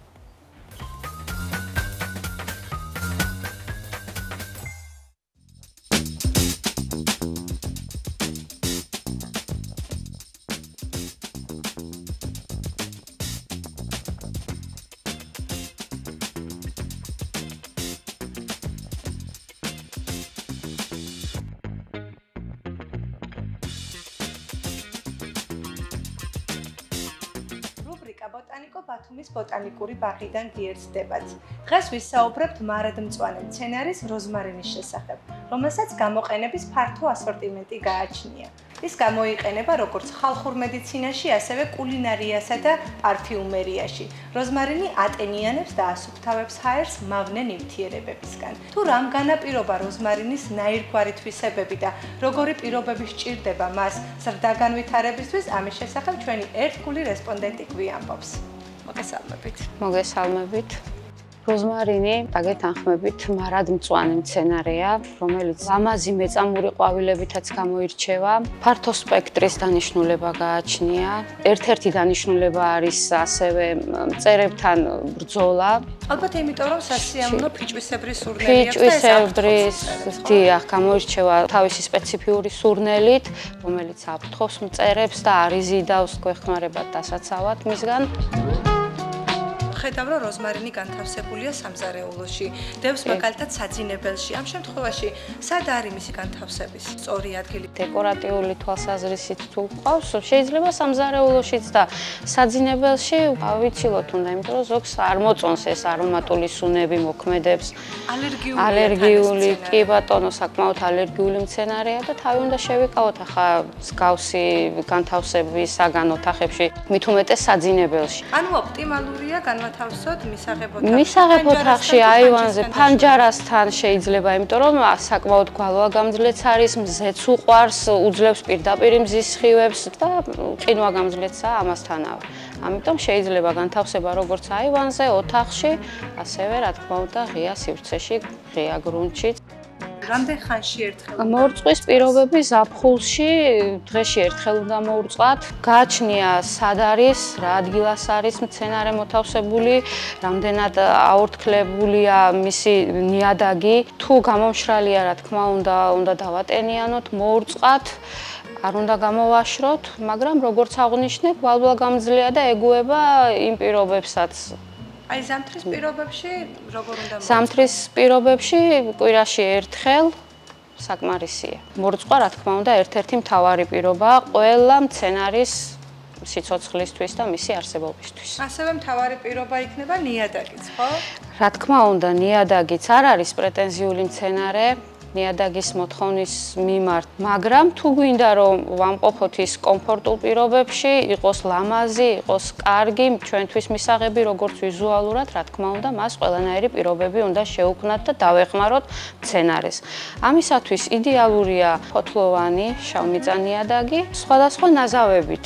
ეს იქნება ვერმიკული, ტორფი, პერლიტი და ასე შემდეგ. ეტაპობრივად უნდა მივაწოდოთ აუცილებლად სასუქი, ბიოლოგიური სასუქი, რომელიც შემდეგ მცენარის ყველანაირ ფუნქციას უფრო აუმჯობესებს და ხელს უწყობს მის ზრდა განვითარებასაც, ყვავილობასაც და უფრო ხარისხიანი პროდუქტის მიღებასაც.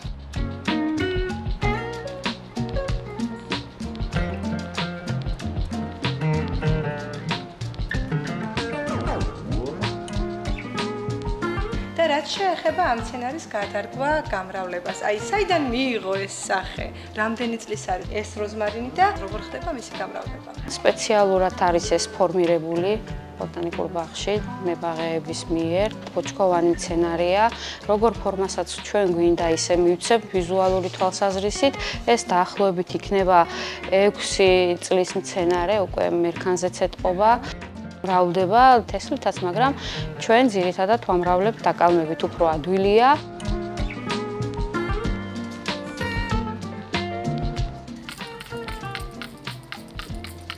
რამდენი წლის უნდა იყოს როზმარინი, რომ უკვე შევძლოთ მისი დაკალმება? ჩვენ ეს როზმარინი ავიღეთ სწორედ აი ამ მცენარისგან, ეს კალმები, დაახლოებით 1 თვის კალამია ეს და 1 წლის შიგნით ჩვენ ჩვეულებრივად შეგვიძლია რომ გავსხლათ მცენარე და დავაკალმოთ და დაკალმების გზით მოვახდინოთ მისი გამრავლება.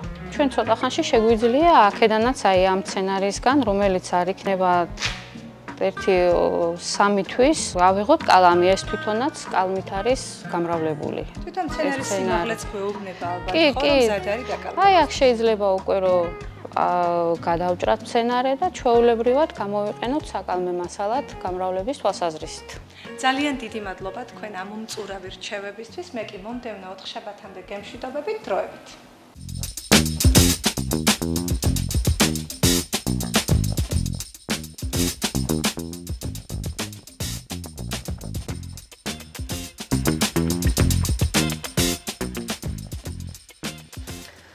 მადლობა. ყოველთვის საინტერესოა და ყოველთვის რაღაც ჯანმრთელი ჯანსაღი და ესეთი ენერგიით სავსე ეს რუბრიკა, იმიტომ რომ ეს სიმწვანე მაინც ძალიან უხდება, იმიტომ რომ ადამიანი ბუნების ნაწილია და ყოველთვის ქმნის იმ გაწყობას ეს რუბრიკა, რომ ადამიანი აუცილებლად უნდა დაუბრუნდეს საბოლოო წერტილი მაინც უნდა იყოს მიწა და ეს სიმწვანე, რაზეც როგორც წესი საუბრობს ხოლმე მელანო ბალაძე და კიდევ ერთხელ მადლობა მას. დრო არის შევიხედოთ სამზარეულოში და ვნახოთ ჩვენი კოლეგა ქეთა თხილაიშვილი რას მოგვიმზადებს. პრინციპში ვიცით რასაც მოგვიმზადებს, საუკეთესო საუზმეს, ძალიან გემრიელ კვერცხის მაფინებს, მაგრამ რეცეპტი როგორია? ჩაწერა შეუძლია. კი ბატონო. ახოს კიდევ ერთხელ. ნახოთ.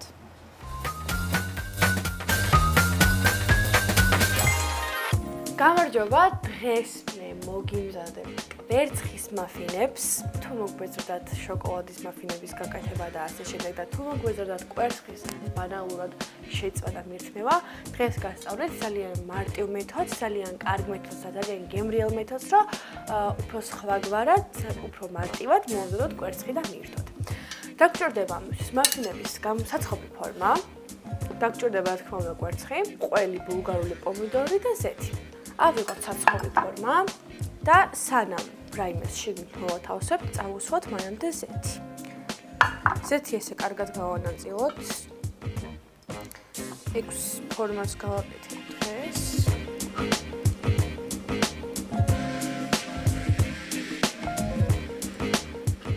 მე პირადად რო გითხრათ, მართლა მომბეცი დასავით ყოველ დღე იგივენაირად კვერცხის შეწვა, ამიტომ მინდა რაღაც ახალი მეცადა და თქვენთვისაც გამეზიარებინა იგივე, იმიტომ რომ დარწმუნებული ვარ, რომ კვერცხი შემწვარი ძალიან ბევრს უყვარს და ვისაც გიყვართ შემწვარი კვერცხი, ესეც ძალიან მოგეწონებათ დარწმუნებული ვარ.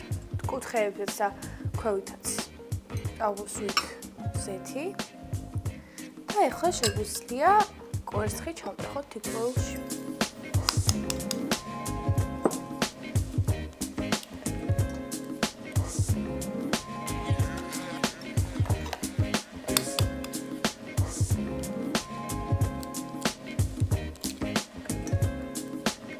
ეხლა ეს ცოტა ხანი გვერდით გადავდოთ.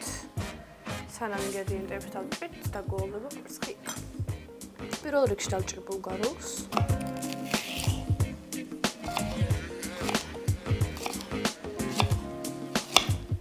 ეს მეორე ნაწილი საჭირო აღარ არის, ამიტომ გადავდებ და ბულგარულებს ჩავყრე კვერცხში. ჩავაწყოთ ესე.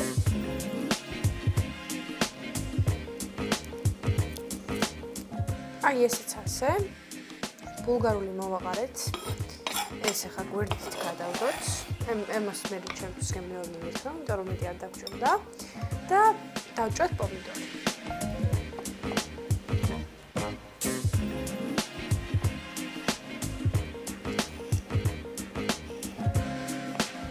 ესეც დავაქუცმოცოთ.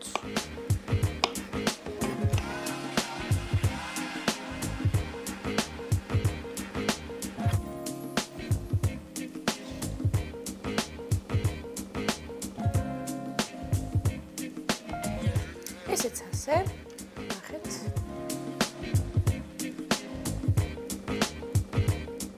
ეხლა ამას მოვაყაროთ მარილი.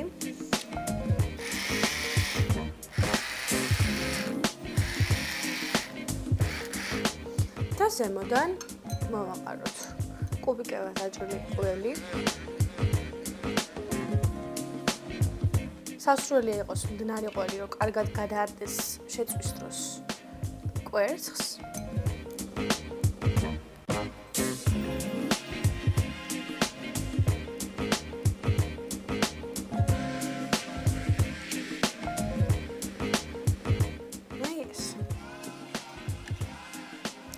მზად არის კვერცხის მაფინები. მოვათავსოთ ახლა ხუმელში 180 გრადუსზე 15-20 წუთის განმავლობაში.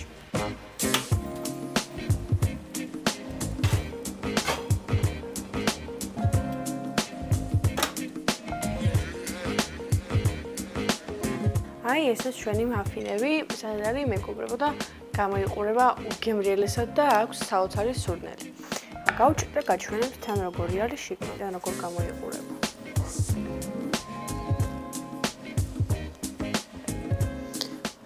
ზევიდან არის სანხაშუნა და მაგის გამო მინდა ძალიან რომ გავსუჩო და ნახო როგორია.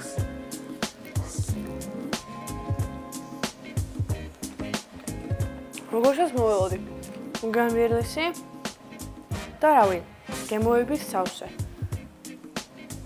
ძალიან კაია მართლა. აუცილებლად გაიმეორეთ, იმიტომ რომ ძალიან მარტივად მზადდება. ბევრი ინგრედიენტები არ არის საჭირო და არის ძალიან გემრიელი. მომდევნო რუბრიკამდე მოგშვებით კეთილის სრულებით ნახვამდის.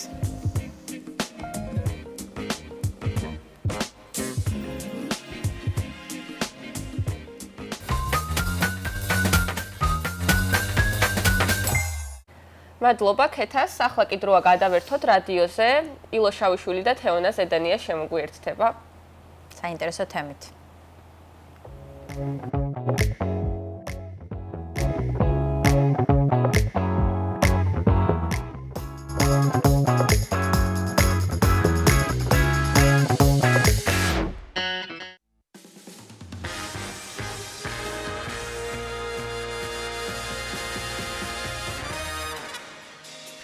დილომშვიდობისა 9 საათი და 36 წუთია ახლა საქართველოში მივესალმებით რადიო მსმენელს კიდევ ერთხელ და დილის ალღის მაყურებელს დღეს პირველად ტელევიზიით გვაქვს ახლა ხიდი ესეთი ჩართვა და ვისაუბროთ ძალიან საინტერესო თემაზე.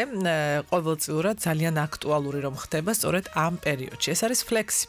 კიდევ ერთხელ გეტყვით რომ ლიდერთა გაცვლითი პროგრამაა ეს და დღეს გამარჯვებულს გაგაცნობთ. ფლექსი მომავალ ლიდერთა გაცვლითი პროგრამა ამერიკის სახელმწიფო დეპარტამენტის განათლების და კულტურის საქმეთა ბიუროს კულტურული გაცვლითი პროგრამა, რომელიც საქართველოში საერთაშორისო განათლების ამერიკული საბჭოების ფილიალის მიერ ხორციელდება. პროგრამა ქართულ მონაწილეებს თავაზობს შესაძლებლობას ისწავლონ ამერიკულ სკოლაში და იცხოვრონ ამერიკულ მასპინძელ ოჯახებში. ერთი აკადემიური წლით.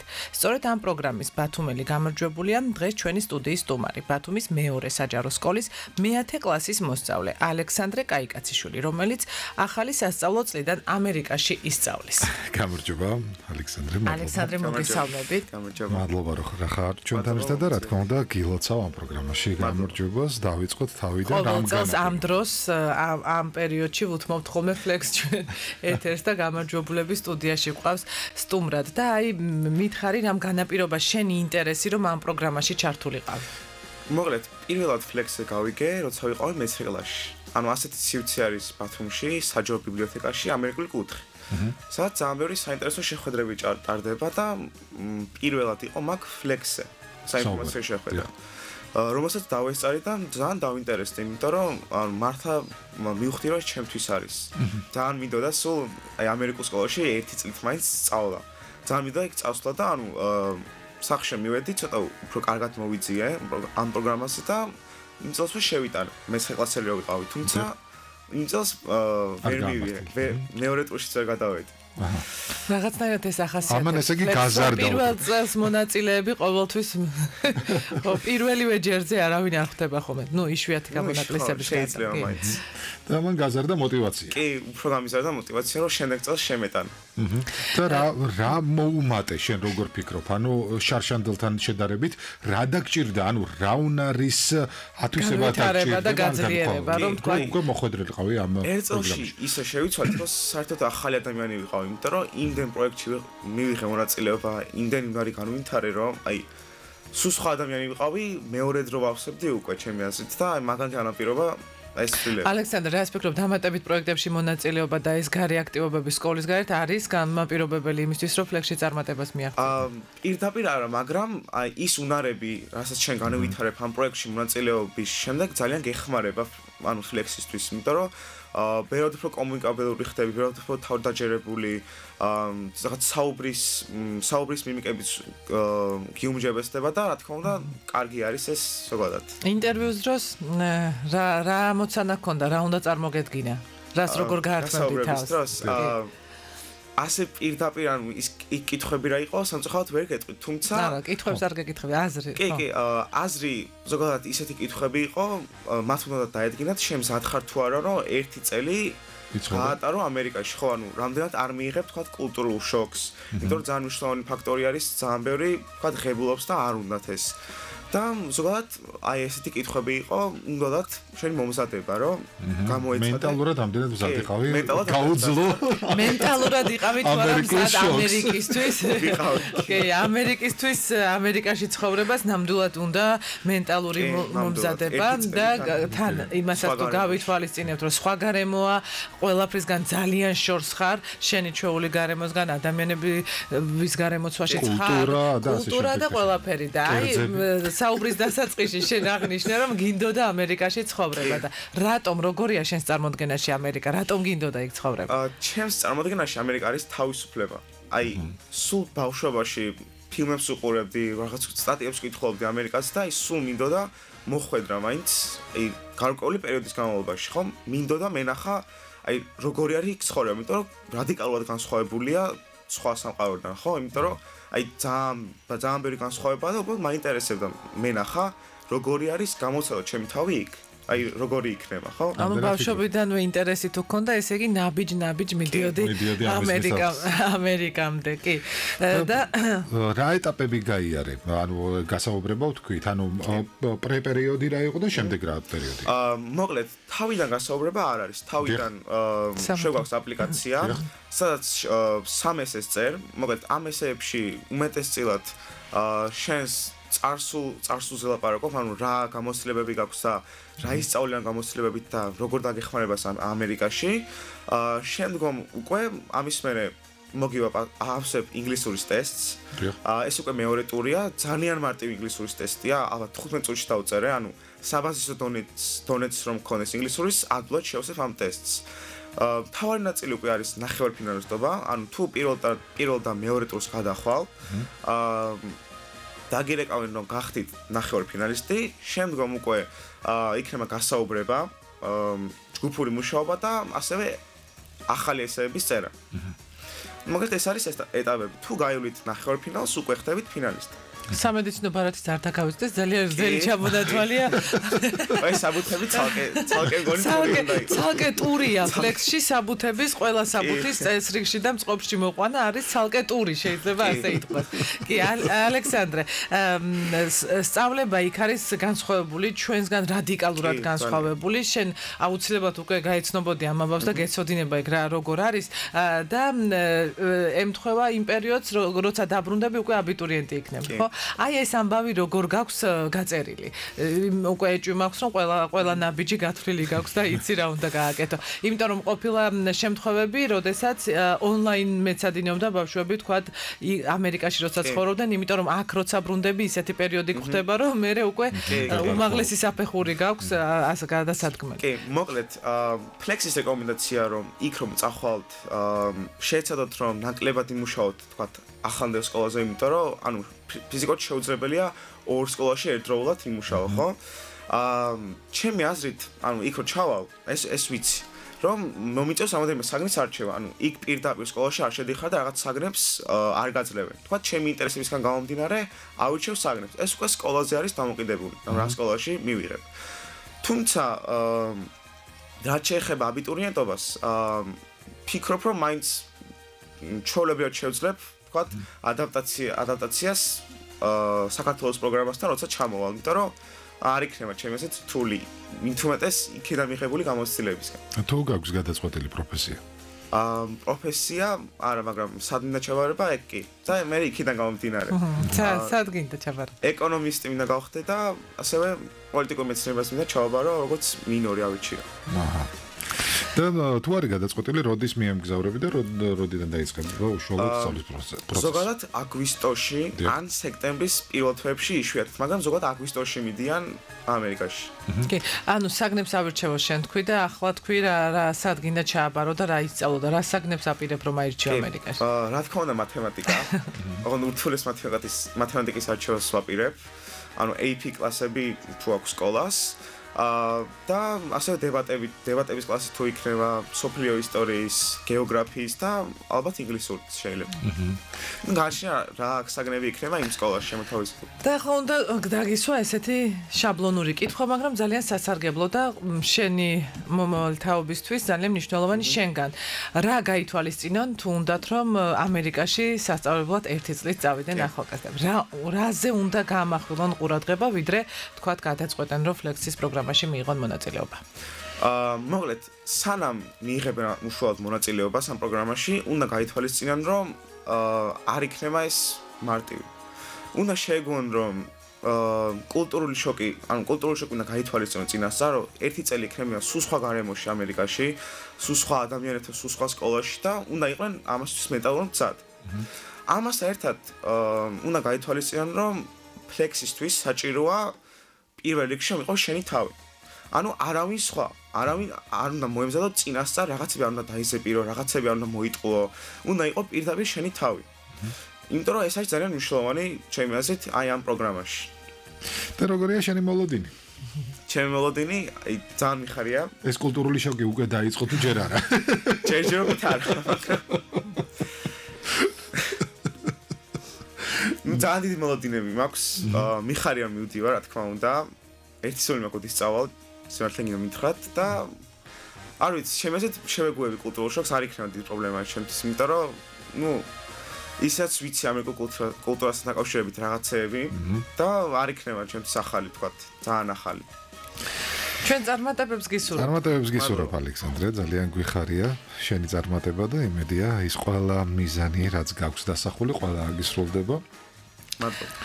ფლექსის ბათუმელ გამარჯვებულს მასპინძლობდით სტუდიაში. სასარგებლო რჩევებიც მიიღო მომავალმა ფლექსელებმა, შეიძლება ასე ითქვას და ჩვენი სტუმარი იყო ბათუმის მეორე საჯარო სკოლის მე-10 კლასის მოსწავლე ალექსანდრე კაიკაციშვილი, რომელსაც უსაზღვროდ ბევრ წარმატებას უსურვებთ ამერიკაში. თავისუფლების ქვეყანაში, როგორც ჩვენ ეს აღნიშნე, ტელემაყურებელს ვემშვიდობები, დილის რადიო მსმენელთან კი დავბრუნდებით ძალიან მალე. ნახვამდის. გიგეთ.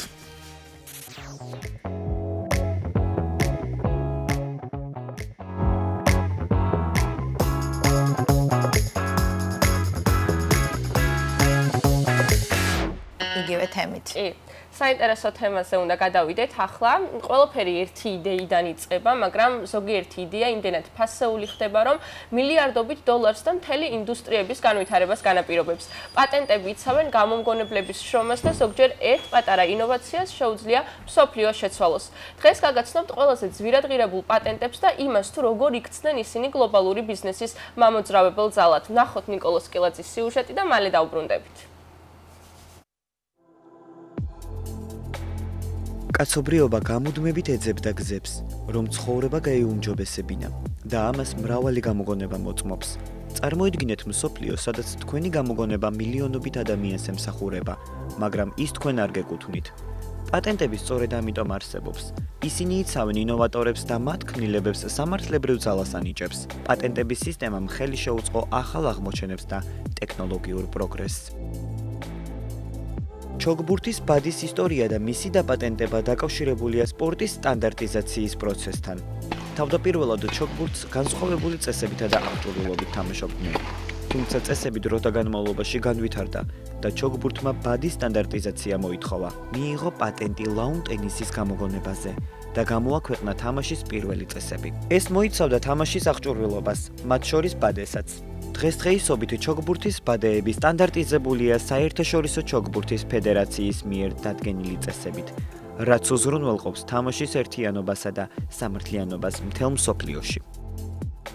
ქაღალდის ჩანთების პატენტირების ისტორია დაკავშირებულია მე-19 საუკუნის ბოლოს მომხდარ ინოვაციებთან, რომელიც მიზნად ისახავდა უფრო გამძლე და პრაქტიკული ჩანთების შექმნას. ჩანთის წარმოების პროცესის გაუმჯობესების მიზნით მრავალი პატენტი გაიცა, რაც ხელს უწყობდა მათი მასობრივი წარმოებისა და გამოყენების გავრცელებას. ქაღალდის ჩანთის პირველი პატენტი, როგორც მოწყობილობის დიზაინი 1852 წელს შეიქმნა. პატენტი ამერიკის შეერთებულ შტატებში ამერიკელმა გამომგონებელმა მარგარეტ ნაითმა 1871 წელს. ეს პატენტი ერთ-ერთი პირველი იყო, რომელმაც აამაღლა ქაღალდის ჩანთის დიზაინი და ის შესაძლებელი გახადა კომერციული გამოყენებისთვის. ლამფის დაპატენტების ისტორია დაკავშირებულია ელექტროენერგიის გამოყენების პირველ ნაბიჯებთან. პირველი წარმატებული ნათურა, რომელიც პრაქტიკულად გამოსაყენებელი იყო 1979 წელს თომას ედისონმა შექმნა. მისი პატენტი, რომელიც მოიცავდა კარბონის ძაფით ნათურას, გამოიცა 1880 წელს. ამ პატენტში აღწერილი იყო ნათურის კონსტრუქცია, რომელიც უზრუნველყოფდა ხანგრძლივ და სტაბილურ განათებას.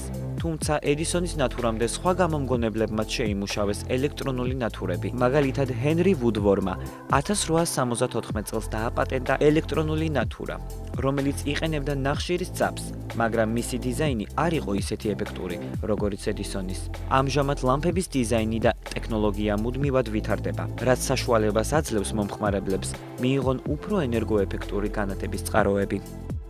ჭურჭლის სარეცხი მანქანების პატენტირების ისტორია დაკავშირებულია სხვადასხვა გამომგონებლების მიერ შექმნილ ინოვაციებთან, რომლებიც მიზნად ისახავენ ჭურჭლის რეცხვის პროცესის ავტომატიზაციას. პირველი ჭურჭლის სარეცხი მანქანა დააპატენტა ჯოელ ჰატონმა 1850 წელს. მისი დიზაინი იყო მარტივი და მუშაობდა მექანიკური სისტემით, რომელიც ჭურჭლის რეცხვის პროცესს ამარტივებდა. თუმცა მას მხოლოდ მექანიკური ფუნქციონირება ჰქონდა, რაც არ იყო იმდენად ეფექტური, როგორც თანამედროვე ჭურჭლის სარეცხი მანქანები. მანქანამ შემდეგი მნიშვნელოვანი ნაბიჯი ჯეიმს კინგის პატენტით 1886 წელს განიცადა, რომელმაც შექმნა მოდელი, რომელიც იყენებდა წყალს და 6 გრაფიტული ძრავით სუფთა ჭურჭლის რეცხვას ახდენდა. ამჟამად ჭურჭლის სარეცხი მანქანები სხვადასხვა ბრენდების მიერ წარმოებული მოდელებით საკმაოდ მრავალფეროვანია და მათი დიზაინი ბევრად გაუმჯობესებულია. ასე რომ რაც უფრო პროგრესირებს სამყარო, იდეა მით უფრო მეტად ფასდება და შესაბამისად იდეა არის ფული, რომელსაც ჭირდება დაცვა. თუმცა აქვე მოდის მერე საავტორო უფლებების დაცვაც, რომელიც დღეს უკვე 21 საუკუნეში ინტერნეტის ეპოქაში საკმაოდ რთული პროცესია. საავტორო უფლებები არა მხოლოდ შემოქმედების დაცვას, არამედ ავტორებისა და ინოვატორებისთვის სამართლიანი ანაზღაურების უზრუნველყოფას ემსახურება.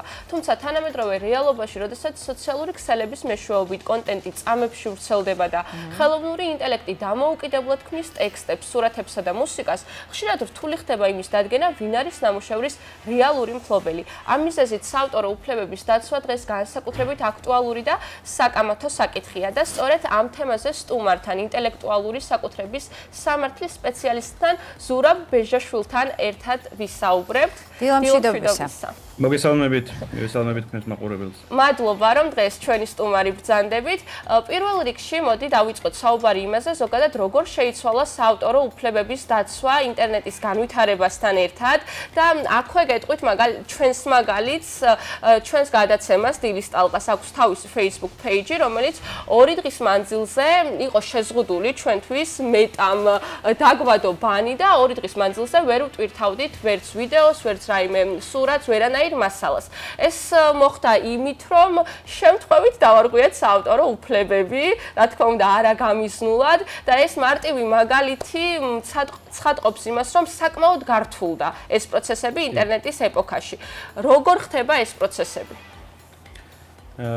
პირველ რიგში უნდა ითქვას, რომ საავტორო უფლებები დგას შემდეგ პრინციპზე, რომ რაც ხელმისაწვდომი არის, ავტომატურად არავის არ აქვს მისი გამოყენების უფლება, ანუ ხელმისაწვდომობა გამოყენების უფლებას არ ნიშნავს. საავტორო უფლებით დაცული უამრავი ობიექტი ინტერნეტში ხელმისაწვდომია, პირობითად Google-ში რო ჩავწეროთ რაიმე სიტყვა, გამოგვიდგეთ უამრავ ფოტოს და ის რო ეს ფოტოები საჯაროდ არის ხელმისაწვდომი, არ ნიშნავს, რომ მასზე საავტორო უფლებები არ ვრცელდება. ანალოგიურად YouTube-ზე გავრცელებულ ვიდეოებზე, Facebook-ზე გავრცელებულ ვიდეოებზე, გავრცელებულ მუსიკალურ ნაწარმოებებზე საავტორო უფლებებში ესეთი პრინციპი არსებობს. თუ ვინმეს უნდა სხვისი ინტელექტუალური საკუთრების ობიექტის გამოყენება, უნდა მოიძიოს, შეუთანხმოს გამოყენების პირობები, აიღოს ლიცენზია და მხოლოდ ლიცენზიის საფუძველზე გამოიყენოს. ის რომ უფლების ფლობელს ვერ მივაგენი, არ ვიცოდი ვისი იყო, ვინ იყო და ამ ყველაფერს უკან, საავტორო უფლების სამართლის მიზნებისათვის არ არის არგუმენტი. დარღვევა არის დარღვევა, შესაბამისად ამ ყველაფერს მოყვება ხოლმე შესაბამისი შედეგები. ხერა რა გამოიწვია ინტერნეტის განვითარება? ინტერნეტის განვითარებამ გამოიწვია ის, რომ საჭიროება გახდა შუალედური მომსახურების მიმწოდებლების პასუხისმგებლობები. ანუ Facebook-ი, YouTube-ი, Google-ი, ისეთი დიდი პლატფორმები ევროკავშირის კანონმდებლობამ, რომელიც გავლენას ახდენენ ბაზარზე, დაავალდებულა, რომ ევროდირექტივამ, რომ მათ საკუთარ პლატფორმებზე შეექმნათ საავტორ უფლების დაცვის მექანიზმები, რომ უფლების მფლობელმა ყველა ჯერზე არ ირბინოს სასამართლოში და იმიტომ რომ ერთ ზოგ შემთხვევაში შეიძლება არც იცოდეს ამ კონკრეტულ პეიჯის უკან ვინ იყო, რომელ ქვეყანაში იყო და ასე შემდეგ. ანუ ყველა ამ პლატფორმას, YouTube-ს, Facebook-ს, Instagram-ს და სხვა TikTok-ს, სხვა დიდ პლატფორმებს აქვს საავტორ უფლების დაცვის შიდა მექანიზმები. რაც იმას ნიშნავს, რომ ერთის მხრივ უფლების მფლობელს აძლევს ავტორს აძლევს შესაძლებლობას, რომ მისი ნაწარმოებები ატვირთოს კონკრეტულ საავტორ უფლების ბაზაში, შექმნა ხელოვნური ინტელექტი, რომელიც ახორციელებს აი ამ ნაწარმოებების უნებართო გამოყენების შემთხვევაში შედარებას და ავტორისად შეტყობინებას, რომ აი ამ და ამ პლატფორმაზე ირღვევა შენი საავტორო უფლება და რეაგირების შემთხვევაში უკვე მე ქმედებები მოყვება, ვიდეოს დაბლოკა იქნება ეს, ზოგ შემთხვევაში შეიძლება იყოს წვდომის შეზღუდვა, ანუ რიჩის შეზღუდვა აუდიტორიასა, ზოგ შემთხვევაში შეიძლება იყოს კონკრეტული ფუნქციების შეზღუდვა, ზოგ შემთხვევაში შეიძლება იყოს გვერდის დაბლოკვა. აი თავად ავტორმა რა ნაბიჯები უნდა გადადგა, საინტერესოა და ჩემი ინტელექტუალური საკუთრება მე როგორ უნდა დავიცვა, რა ვის უნდა მივმართო, როგორ უნდა ვაქციო უკვე ინტელექტუალურ საკუთრებად, რომლის გამოყენების შემთხვევაში სხვა ადამიანი ასე ვთქვათ დასანქცირდება.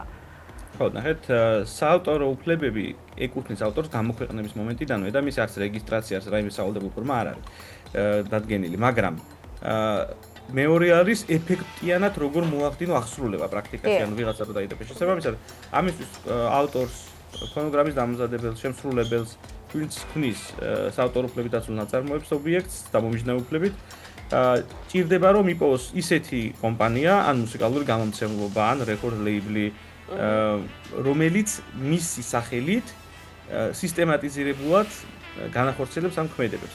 თანამედროვე ეპოქაში განსაკუთრებით მნიშვნელოვანი გახდა ციფრული ფაილზე დატანილი ინფორმაცია, ეგრეთ წოდებული მეტადატა. ანუ თუ ფაილი სწორად არის დამუშავებული და მასში ყველა ინფორმაცია სწორად არის შეყვანილი და ეს მერე ფაილი სწორად არის მიწოდებული პლატფორმებისთვის, ეფექტიანი ხდება მე დაცვაც და ძალიან მარტივიც ხდება. ამიტომ აი ეს პირველი პროცესი ფაილების დამუშავება, მას ინფორმაციის შეყრა, კოდების მინიჭება, როგორც ადამიანებს გვაქვს პირადი ნომრები. ამას უნდა მივყვეთ თავიდანვე, პირველივე ნაბიჯებს უნდა მივყვეთ სწორად. აუცილებლად, კი. ფონოგრამებსაც აქვს ყველას თავის აი ეს ერთ სიტყვით ატვირთვის პროცესშივე. დიახ. ბატონო სურა, არ შეგვიძლია არ შევეხოთ ხელოვნური ინტელექტის საკითხსაც, რომელიც დღითიდღე ვითარდება და ხელოვნური ინტელექტი წამებში ქმნის სხვადასხვა ნამუშევრებს. ამ შემთხვევაში ვის ეკუთვნის ეს ნამუშევარი პროგრამას, თავად მომხმარებელს, ვინც ხელოვნური ინტელექტის საშუალებით შექმნა ესა თუ ის პროდუქტი თუ კომპანიას? ხო, ნახეთ, ეს საინტერესო კითხვა არის, მაგრამ ამაზე გადაჭრითი პასუხი ჯერ სოფლიოში არ არსებობს, იმიტომ რომ კვლავ მიდის ჯელობა, მაგრამ პრინციპებზე უკვე გარკვეულწილად შეთანხმება შედგა. ხა რა პრინციპები არის ეს? პირველი, უფლების მფლობელებს უნდა ჰქონდეთ უფლება, რომ ხელოვნურმა ინტელექტმა არ დაამუშავოს მათი მონაცემები. ანუ ჩვენც მაგალითად ევროპარლამენტის რეგლამენტის შესაბამისად განცხადება გვაქვს გაკეთებული, რომ ჩვენი საავტორო ჩვენთან არიან, ხელოვნურ ინტელექტს მოუწოდებთ, რომ ეს ინფორმაცია არ დაამუშავოს. ეს ძალიან მნიშვნელოვანი არის იმისთვის, რომ შემდგომი სამართლებრივი რეაგირება შევძლიათ. თუ ეხლა მეორე პრინციპი რა არის? მეორე პრინციპი არის ის, რომ ვინც კომპიუტერით ბრძანებას აძლევს ხელოვნურ ინტელექტს, ის ავტორად ვერ იქნება მიჩნეული. ეს არის ძალიან მნიშვნელოვანი. მესამე პრინციპი რა არის? საავტორო უფლებები დგას შემდეგ პრინციპზე, რომ საავტორო უფლებები შეიძლება ჰქონდეს მხოლოდ ფიზიკურ პირს.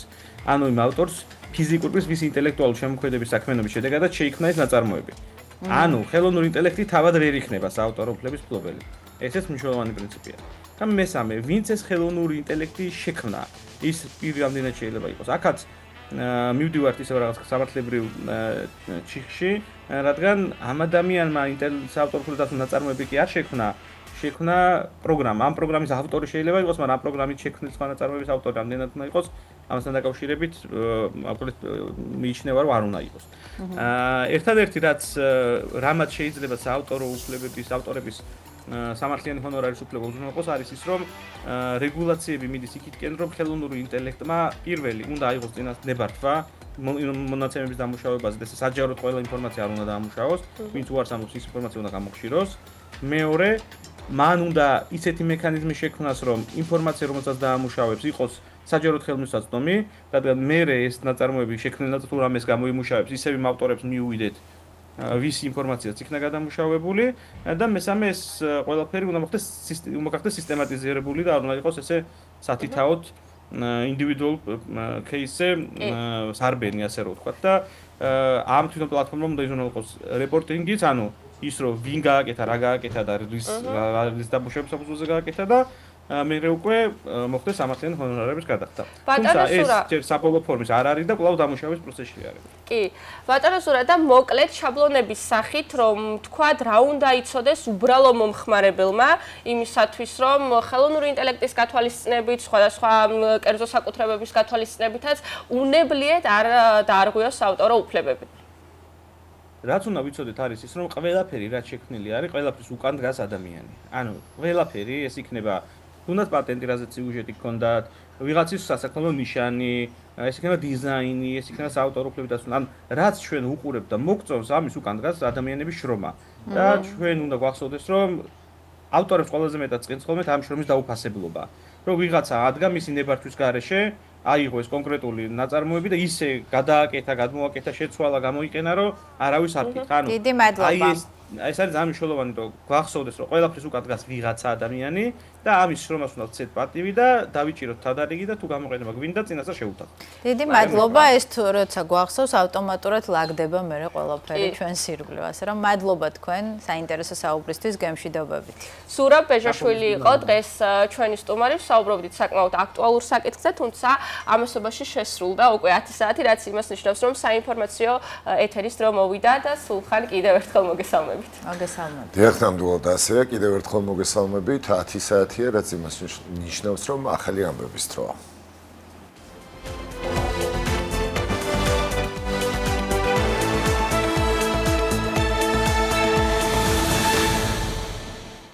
დუბაიში საქართველოს პრემიერ-მინისტრის და სამთავრობო დელეგაციის ვიზიტი გრძელდება. ირაკლი კობახიძე უკვე გამოვიდა სიტყვით მსოფლიო მთავრობათა სამიტზე. მთავარი აქცენტები პრემიერმა საქართველოს ეკონომიკურ ზრდაზე, უსაფრთხოებასა და სტაბილურობაზე გააკეთა. ყურადღება გამოხვილდა საქართველოს სტრატეგიულ მდებარეობაზე, სამიტის ფარგლებში შედგა ორმხრივი შეხვედრებიც.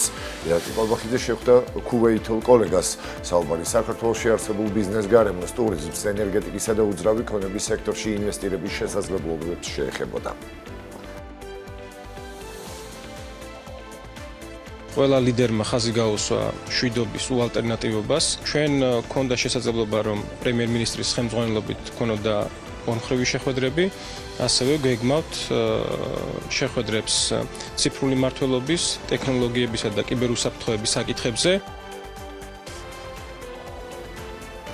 აჭარის უმაღლეს საბჭოში დღეს რიგგარეშე სესია გაიმართება, სადაც 6 ოპოზიციონერი დეპუტატის უფლებამოსილების ვადამდე შეწყვეტის საკითხს განიხილავენ.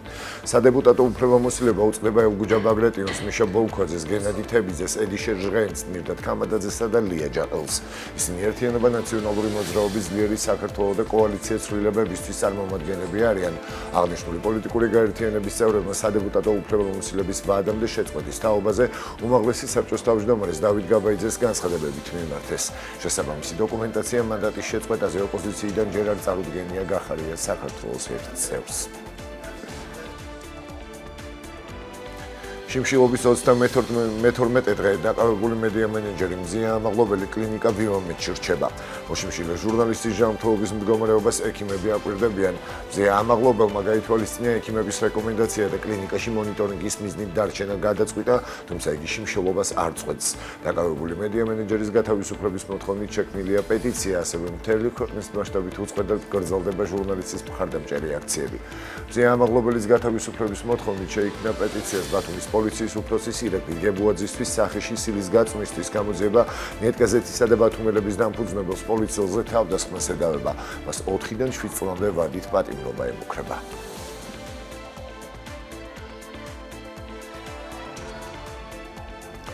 სწორედ მზია ამაღლობელის და აქციების მიმდინარეობისას დაკავებული პატიმრების გათავისუფლება უწყვეტი პროტესტის ერთ-ერთი მთავარი მოთხოვნა ბათუმში. საკონსტიტუციო სასამართლოს და მთავრობის შენობების მიმდებარედ პროტესტის მონაწილეები 76 დღესაც შეიკრიბნენ.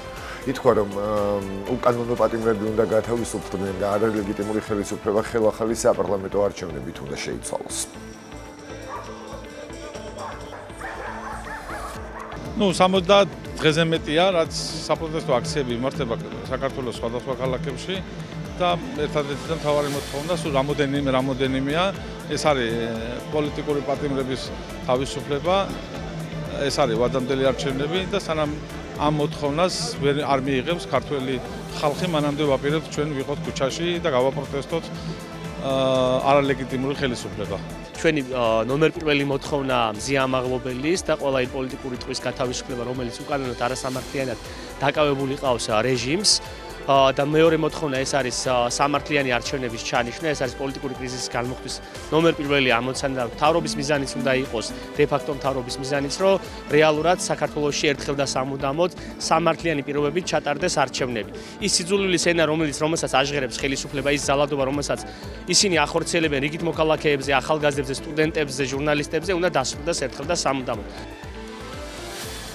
ოქტომბერში პუტინისტურმა ქართული ოცნების რეჟიმმა საქართველოში არჩევნები გააყალბა. ამის შესახებ კონგრესმენმა ჯო უილსონმა კონგრესში სიტყვით გამოსვლისას განაცხადა. რესპუბლიკელი კონგრესმენი ამბობს, რომ რეჟიმი ქართველი ხალხის პროტესტს უკანონო დაკავებებითა და ძალადობით პასუხობს.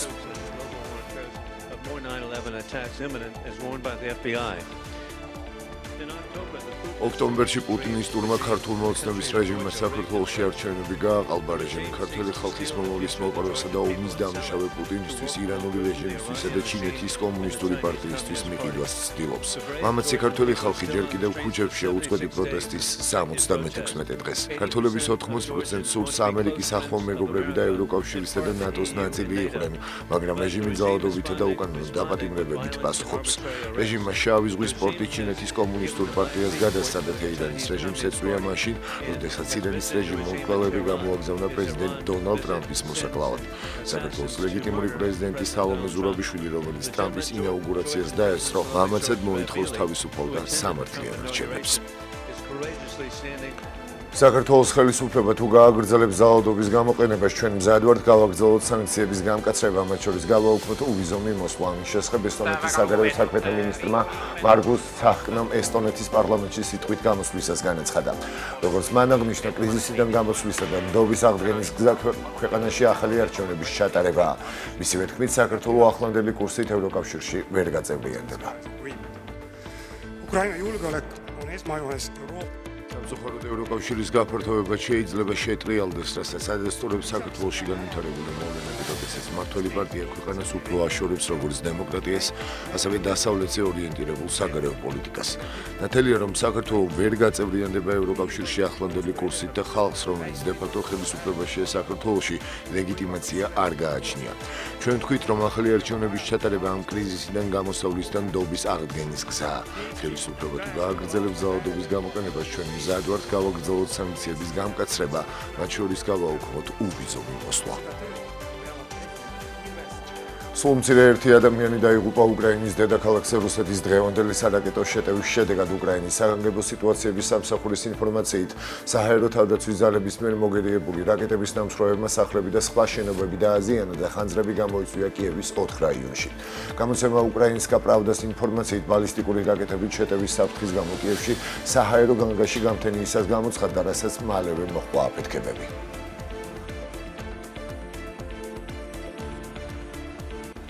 უკრაინის პრეზიდენტის განცხადებით, სახელმწიფო ატომური ენერგეტიკის ოპერატორის მიერ ბულგარეთიდან საბჭოთა წარმოების 2 ატომური რეაქტორის შესყიდვისთვის პარლამენტის მხარდაჭერა არის მთავარი ნაბიჯი ქვეყნის ენერგეტიკული უსაფრთხოების უზრუნველსაყოფად. პარლამენტმა სამშაბათს მიიღო კანონი, რომელიც მხარს უჭერს უკრაინის ხმელინსკის ელექტროსადგურისთვის რეაქტორების შესყიდვას. უკრაინა 2023 წელს აპირებდა ბულგარეთიდან 2 ატომური რეაქტორის ძრავის შესაძენად შეთანხმების მიღწევას, რათა რუსეთის მიერ ოკუპირებული ზაპოროჟიეს ატომური ელექტროსადგურის დანაკარგის კომპენსაცია მოეხდინა, თუმცა ვერ შეძლო შესაბამისი სამართლებრივი ნორმების არარსებობის გამო.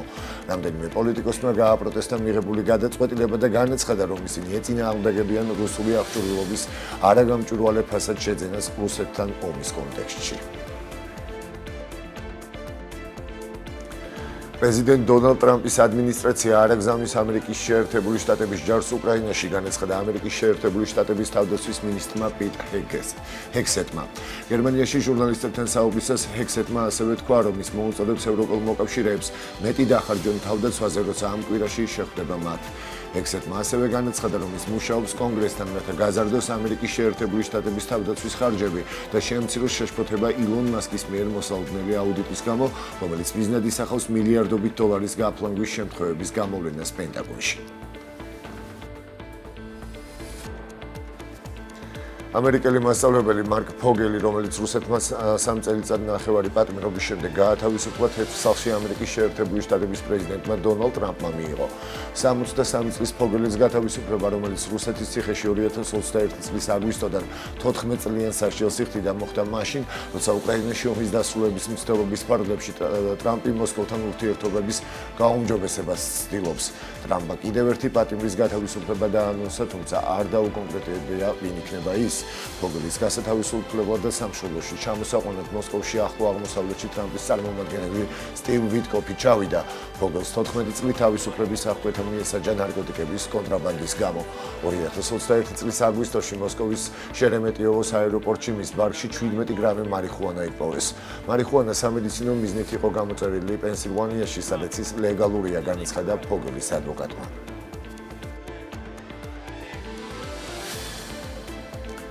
მოგვთა საჩუქარი ჰენრის მოთხრობის მიხედვით დადგმული სპექტაკლის პრემიერა გაიმართა ქობულეთში. წარმოდგენაზე ქობულეთის კულტურის ცენტრთან არსებულმა დასმა იმუშავა. სპექტაკლის რეჟისორი ლუკა ინცკირველია, წარმოდგენა ძირითადად მოზარდების ინტერესებზეა გათვლილი. ჩვენს თეატრში ეს იყო რიგით მეორე პრემიერა და პროფესიონალ მსახიობებთან ერთად უკვე ადგილობრივი ბავშვებიც იყო ჩართულები სარეპეტიციო პროცესში და სპექტაკლს რაც შეეხება ეს იყო რაღაცა ძალიან თბილი მოთხრობა ჰენრის მოთხრობის მიხედვით, მოგვთა საჩუქრის მიხედვით, რომელიც არის რაღაცა უანგარო სიკეთეზე და ძალიან დიდ სიყვარულს. და ეს იყო ძირითადად მაინც გათვლილი იყო მოზარდებისთვის და ბავშვებისთვის. ჩემთვის მეორე სპექტაკლი იყო კულტურის ცენტრში, ძალიან საინტერესო, დასამახსოვრებელი, რაც მთავარია იმ კუთხით, რომ გავიზარდეთ და ალბათ დიდ ასპარეზზეც გამოვალთ მალე. ეს იყო ჩემს ხელთ არსებული ბოლო ინფორმაცია, მთავარს უკვე 12 საათიდან ქეთი ჭყონია გაუძღვება, მე კი ხვალამდე გემშვიდობებით. ნახვამდის. ხვალამდე გემშვიდობებით სულხან, ჩვენ კი ვაგრძელებთ გადაცემას, შევახსენოთ მაყურებლებს, რომ თქვენ უყურებთ დილის ტალღას და ჩვენ ამ გადაცემის წამყვანები ანა შემოაძე და ანა ჟოჟაძე ვართ. ვნახოთ გადაცემის დასკვნითი ნაწილის ანონსი და მალე დაგიბრუნდებით.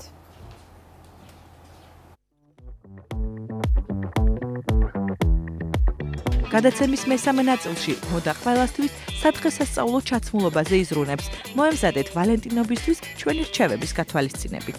ერთმა ქართველმა მე-20 საუკუნის ბოლოს ბერლინის კედელი დაანგრია.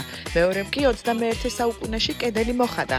ბათუმელის სტრით არტისტის ჯოზეფ ჯორბენაძის ქუჩის არტი ბათუმიდან ბერლინამდე გადაცემის ბოლოს. უყურეთ დილის ტალღას ყოველ სამუშაო დღეს 8 საათსა და 30 წუთზე. დიახ, უყურეთ ჩვენს გადაცემას, იმიტომ რომ ყოველთვის აქტუალური თემებით შემოვიფარგლებით, ასე ვთქვათ, და ყველასათვის საინტერესო იქნება ახლა რა თემაზეც უნდა ვისაუბროთ, იმიტომ რომ ბათუმელი მხატვარი იოსებ ჯორბენაძე გვყავს სტუმრად, რომელიც პრინციპში ერთ-ერთი ფუძემდებელია ჩვენს ქალაქში ხელოვნების, რომელსაც ქუჩის ხელოვნება, ანუ street art-ი ქვია, მას არაერთი ჩვენი ქალაქის კედელი აქვს მოხატული და ვფიქრობ, რომ თავისი წვლილი ნამდვილად შეაქვს ამ ქალაქის განვითარებაში. იგი ბერლინში იყო და ევროპაშიც გადაინაცვლა თავისი შემოქმედებით და იქაური კედლებიც მოხატა. პრინციპში ბერლინი დედაქალაქათაც შეიძლება ჩაითვალოს street art-ის, ასე რომ ამ ყველაფერზე იოსებთან ერთად ვისაუბრებთ რამდენიმე წამში არ გადართოთ.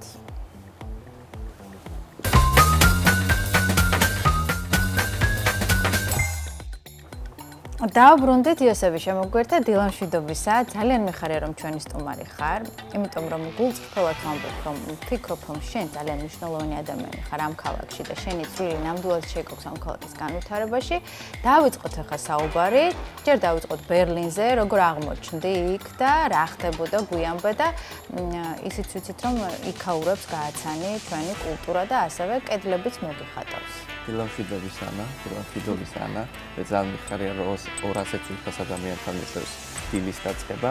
მადლობა იმ სიტყვებისთვის, რითაც შეამკეთ ჩვენი street art-ი, მე ასე ვიტყოდი და რომ დავიწყოთ ბერლინის, ჯერ უნდა ვთქვათ თუ რა ხდებოდა ბათუმში, იმიტომ რომ ბერლინის კარი, რა თქმა უნდა, ყოველთვის ღია და ევროპის კარი არის ამ ფორმით ყოველთვის ღია, მაგრამ შენ უნდა იყო ძლიერად მყარად, ძალიან ფოლკლორულად უნდა იყო მყარად, ჩემი აზრით და შენ საქმეს უნდა აკეთებდე ძალიან მტკიცედ და ამ მტკიცე ხასიათთან ერთად უნდა ცდილობდე შექმნა რაღაც ახალი, რომელსაც აუცილებლად მიიღებს ის ნანი-ნანატრი ევროპა, რომელსაც ჩვენ ესე ხან შორიდან და ხან ძალიან ახლოდან ვუყურებთ. აბსოლუტურად გეთანხმები. ბერლინის კედელი ძალიან მიმღებლური იყო, მე ეს არაერთხელ აღნიშნე ჩემს გამოსვლებში და მინდა ვთქვა, რომ იქაური ლოკალური ხელოვნება არის უმაღლეს დონეზე და შენ მართალი თქვი, რომ ეს არის ნამდვილად დედაქალაქი ამ ყველაფრის და მე ძალიან მიხარია, რომ ბათუმში შობილი, აი პირმშოთ შობილი ხელოვნება, რომელიც საერთოდ არაფერზე დაქვემდებარებული, საერთოდ ყველა საცერისგან გაცრილი და უბრალოდ ბავშვურ ენთუზიაზმზე აგებული ქუჩის მხატვრობა შედგა, რაღაცნაირი ფორმა მიიღო ამან და ეს აღმოჩნდა ბერლინის კედელზე. მაუერ პარკში დავხატეთ ერთი მოზრდილი კედელი და ეს იყო მართლა ძალიან მნიშვნელოვანი გამოცდილება ჩემთვის, ვინაიდან იმ მომენტში გაიბა ის ხაზები და ის ეგრეთ წოდებული კონექშენები, რომლებიც ბათუმში და რეგიონში აუცილებლად სამომავლო პერსპექტივებით იქნება ცნობილი. იქ რომ ჩახვედი, აუცილებლად რაღაცა პირველი კონტრასტი რა იყო, რაც ბათუმთან დაპარალელდა ესე ვთქვათ, იმიტომ რომ რეალურად შენ ხარ ერთ-ერთი პირველი, ვინც ბათუმის კედლები მოხატა. ბათუმის კედლების მერე უცებ ბერლინის კედლებთან აღმოჩენა, რა იყო პირველი ემოცია და შთაბეჭდილება? პირველი ასე ვთქვათ, მსგავსება რაც იყო, ეს არის ის, რომ იქ იყო ბევრი ადგილობრივი მხატვარი, ბევრი ადამიანი, რომელმაც გაიარა ის შემოქმედებითი გზა და რაც აბსოლუტურად მსოფლიოს ყველაზე ერთ-ერთი ჩემი აზრით, მაინც სიუჟეტურად სხვანაირია, თუმცა დედააზრი არის ერთნაირი. ყველა შემოქმედი, ვინც მართლა ძირფესვიანად უყურებს იმ გზას, რაც უნდა რომ გაიაროს, არის თითქმის ერთნაირი ემოციის გამომწვევი. შესაბამისად, ის მსგავსება, რაც არსებობს ხელოვანებს შორის, არც ამ ადგილას იყო განსხვავებული და მინდა აღვნიშნო, რომ ეს აი დაკავშირება ამ დროს გაქრა ყველანაირი სახის გამოცდილება, ასაკი, ბარიერი, ნებისმიერი სახის ბარიერი გაქრა ამ დროს, იმიტომ რომ თქვენ უბრალოდ რაღაცა ერთი დიდი მასშტაბის შვილები ხართ რა. გავერთიანდით, უცებ გავერთიანდით 30-40 მხატვარი, რომლებმაც აი მართლა ჩაისმის პროცესში იმდენი რამე შემოვირბინეთ და შემოვიარეთ, რომ ცოტა აკანკალებული ემოციურად ვუსვენდი ამ ყველაფერს და ვაზიარებდი კიდევაც რა. შესაბამისად, ის დახვედრაც, რაც მე იქ დამხვდა, ხო, ეს მართლაც სტუმარმასპინძლური გაცვლა-გამოცვლა იყო და მე ძალიან მომწონს ეს სიტყვები, ესეთი დახვედრა ბათუმი, ბერლინი, ბერლინი, ბათუმი, იმიტომ რომ ეს იყო ზუსტად ის გაბმული საღებავის ხაზი, რომელიც ჩემი აზრით არც არასდროს გაქრება და არც არასდროს გახუნდება. ბერლინის მერე მტკივნეული იყო თუ არა შენთვის ბათუმში დაბრუნება და ბათუმურ რეალობაში დაბრუნება. ბათუმში შენ ძალიან ბევრი ნამუშევარი გაქვს, მათ შორის მე ვიცი რაღაცას დახატავ, მე მოგწყინება გადაახატავ ახალ ნამუშევარს. ან სხვას მოწყიდება და გადაახატავ. აი წლების მანძილზე ხო ბათუმის ქუჩებში ყალიბდებოდი ფაქტობრივად, მაგრამ როდესაც უკვე ბერლინის კედლებს ეზიარე, მე როგორი იყო ისე უკვლავ ამ რეალობაში დაბრუნება. ჩემი აზრით მე რეალობას არც გავცდენილ ვარ, იმიტომ რომ მინდა აღვნიშნო, რომ ბათუმი არის მოწოდების სიმაღლეზე. ეს არა იმიტომ, რომ მხატვრები აქტიურ რეჟიმში ვაკეთებთ რაღაცას და ვყავთ, უბრალოდ თავისი არსით ბათუმს აქვს ძალიან პატარა და განსაკუთრებული ნიშა დაჭერილი ამ კულტურულ მიმართულებაში. Street art-ის ქალაქია, რომ ვიზახით ხშირად რა. და ეს არ არის მოგონილი სიტყვები. დღეს თუ არა ხვალ იქნება, ხვალ თუ არა ზეგ იქნება, მაგრამ მე ვფიქრობ, რომ დღესაც არის Street art-ის ქალაქი, იმიტომ რომ ამ ქალაქმა შვა და შობა ის ახალგაზრდები, ის შემოქმედება, რაც თუნდაც ჩემი სახით რაღაცაში მაინც გამოვლინდება და მე მინდა ვთქვა, რომ ბათუმში დაბრუნება ეს იყო ალბათ იმ სინამდვილეში დაბრუნება, რომელიც ჩემგან არც არასდროს წასულა და ბერლინში პირიქით მე ბათუმი ჩავიტანე და ბათუმის ნაწილი გამყარა. მე ვერ ვიქნებოდი ფიზიკურად ის, ვინც ვიყავი ბერლინში, რომ არა ის გამოცდილება და ის ბათუმური. აი რა მაგარი პასუხი გაქვს. განსხვავება რა არის? აი ტექნიკა როგორია ვთქვათ, ჩვენ თავში აღვნიშნეთ, რომ ბერლინი რაღაცა ერთ-ერთი მოწინავეა ამ კუთხით, ამ ხელოვნების, ამ ჟანრით, ასე ვთქვათ, ქუჩის მხატვრობით, პრინციპში ჩემთვის ბერლინი სწორედ street art-თან ასოცირდება პირველ რიგში. განსხვავება რა არის? აი ტექნიკურად იქ როგორ მუშაობენ, თუ მოხდა ამ რაღაცა გამოცდილების და ცოდნის გაცვლა თქვენ შორის და რა აკლია საქართველოს ამ კუთხით? რა გაკლია შენ იმისთვის, რომ უფრო უკეთ წარმოაჩინო შენი რესურსი და შენი შემოქმედება? რა თქმა უნდა, ადგილობრივ მასშტაბებში და ძალიან უცებ ჩატარდა ერთგვარი ეგრეთ წოდებული მასტერკლასები, მოხდა გაზიარება. იქ ჩვენ ძალიან მარტივად შეგვიძლია გავიცნოთ ახალგაზრდები, ვინც იქვე სწავლობენ ხატვას და ხატვის პროცესს. ჩემთვის ძალიან უცხო იყო ის პირობა, რა პირობაშიც მომიწია ხატვა, ვინაიდან რამდენიმე საათის განმავლობაში დაახლოებით 50-მდე არტისტი მოდიოდა კედელთან, დამწყებით უპროფესიონალი და ხდებოდა ძალიან ძლიერი კავშირების გაბმა. ის მასტერკლასები, რაც იქ იმ მომენტში, იმ საათებში ჩატარდა და გაიცვალა, აღმოჩნდა, რომ არსებობს ერთი განსაკუთრებული ნიშა, რასაც ქვია ბათუმური სტილისტიკა რა, იმიტომ რომ ბერლინში იმ წლებთან ასოცირებული ხელოვნება, რაც ამდენი ათეული წლის განმავლობაში მიმდინარეობს და იზრდება, ხო? ძალიან დიდ ცუნამადაა გადაქცეული. ბათუმში ეს ცუნამი ჯერ ცუნამი არ არის. ეს არის ის მოლივლივე ტალღები, რომლებსაც ჩვენ ძალიან კარგად ვართ მიჩვეულები რა. ბათუმში სტილისტიკა ჩამოყალიბდა ძალიან თავისთავადად. ეს მინდა რომ ძალიან ხაზგასმით ითქვას, იმიტომ რომ მე არ გამივლია მაგალითად ბათუმში არანაირი სამხატვრო მიმართულება street art-ის მიმართულებით. არც არსებობდა მით უმეტეს მაშინ. არც საღებავები არსებობდა მახსოვს. შენ ისწავლე ყველაფერი. ეგრე გამოდის. ქუჩება მასწავლა, ბათუმმა მასწავლა ეს ყველაფერი და მე მახსოვს წლების წინ რო ჩავეწერეთ თქვენთან ანა რა როგორი ახალი იყო ეს ყველაფერი. მაშინ არ შემიძლია არ აღვნიშნო ძალიან პატარა იყო ეს ალბათ 7-8 წლის წინანდელი ამბავია. სალონი ქონდა რაღაცა საოცარი ირო შევედი ის ემოცია არ მოვიწყდება რაღაც მიტოვებულ ადგილას, მიტოვებულ შენობაში, პატარა ოთახში რაღაცას თავის პატარა ბავშვი ხატავდა, არ მოვიწყდები მას შემდეგ. ძალიან საყვარელი ხუმელი მქონდა ის ჩაითვებოდა. ასეთი რაღაცეებიდან იშვა, ბათუმი ეს ზუსტად ესა თქვენ გაიცდეთ ხა პასუხი ამ სტილისტიკას რა. ის აკადემიურობა რომელიც მე და ჩვენ არ მიგვიღია აქ ხო, გახდა თავისთავადად აკადემიური. ეს შემთხვევითი არაა ეს სიტყვა და მე მინდა აღვნიშნო აქვე რომ street art აკადემია ესეთი სახელწოდების ქვეშ აერთიანებს ამ პატარა მოძრაობას, ამ აჭარულ ბათუმურ მოძრაობას, სადაც სხვადასხვა სახის მიმდინარეობა ერთიანდება და ნებისმიერი სახის საფესტივალო თუ საპროექტო თუ სავორქშოპო მასალა გროვდება აქ შესაბამისად ის მიმართულებები, რასაც street art-ი მოიცავს და ბათუმი მოიცავს, არის ნამდვილად განსაკუთრებული ნიშის პატრონი და აქვე აღვნიშნავ, რომ ბერლინისთვის ესეც არ იყო უცხო.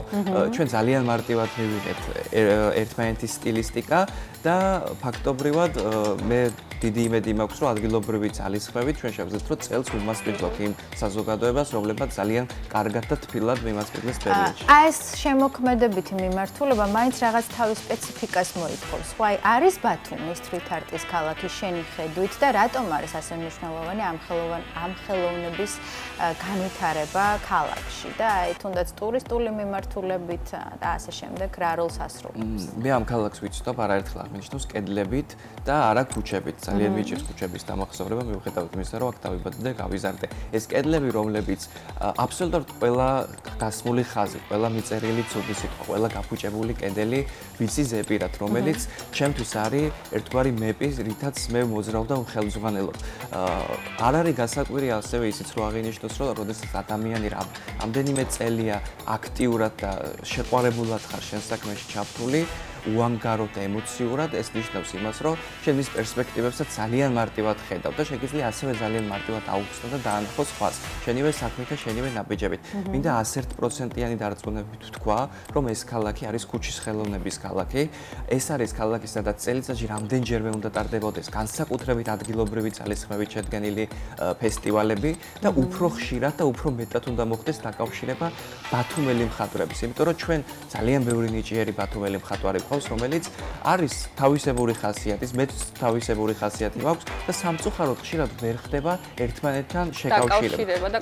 უფრო მარტივი იყოს შეიძლება ვიღაცისთვის უცხოელი მხატვრის ჩამოყვანა და მასთან ერთად მუშაობა, ან რეგიონის გარეთ მოძებნო მხატვარი და რაღაც სახის პროექტი და ფესტივალი გააკეთოს მათ, მაგრამ ეს ყველაფერი არის, მე აქვე მინდა აღვნიშნო, ცოტა სულ გამოცლილი პროექტები, ვინაიდან ჩვენ, როდესაც ადგილობრივებს შეგვწევს იმის ძალა, რომ არ ჩამოუვარდეთ არა მხოლოდ რეგიონის გარეთ არსებულ ნებისმიერი სახის ფესტივალს თუ პროექტს, არამედ ჩვენ შეგვიძლია ვიყოთ სოფლიოში ერთ-ერთი მოწინავე წამყვანი რეგიონი და ქალაქი და ეს მხოლოდ იმ ძალისხმევით, რასაც მართლა ადგილობრივი სამხატვრო ძალისხმევა ქვია. მე და ჩვენ არ ვართ ის პიროვნებები, რომლებიც უბრალოდ სწავლობენ ხატვას, კარგად მუშაობენ, ფერების შეზავება ესმით. დღეს არის 21 საუკუნე, ეს არის პროექტების საუკუნე. ეს აღარ არის პატარა სტუდიაში დაჯდომის დროს სადაც გადაგირბეს და ჩაის მოსურყავდა მასტეხინით რაღაცებს დაამუშავებ ტილოზე. ესეც რომანტიკულად საჭირო რაღაცა და თავისი ადგილი აქვს, მაგრამ თუ ჩვენ გვინდა რომ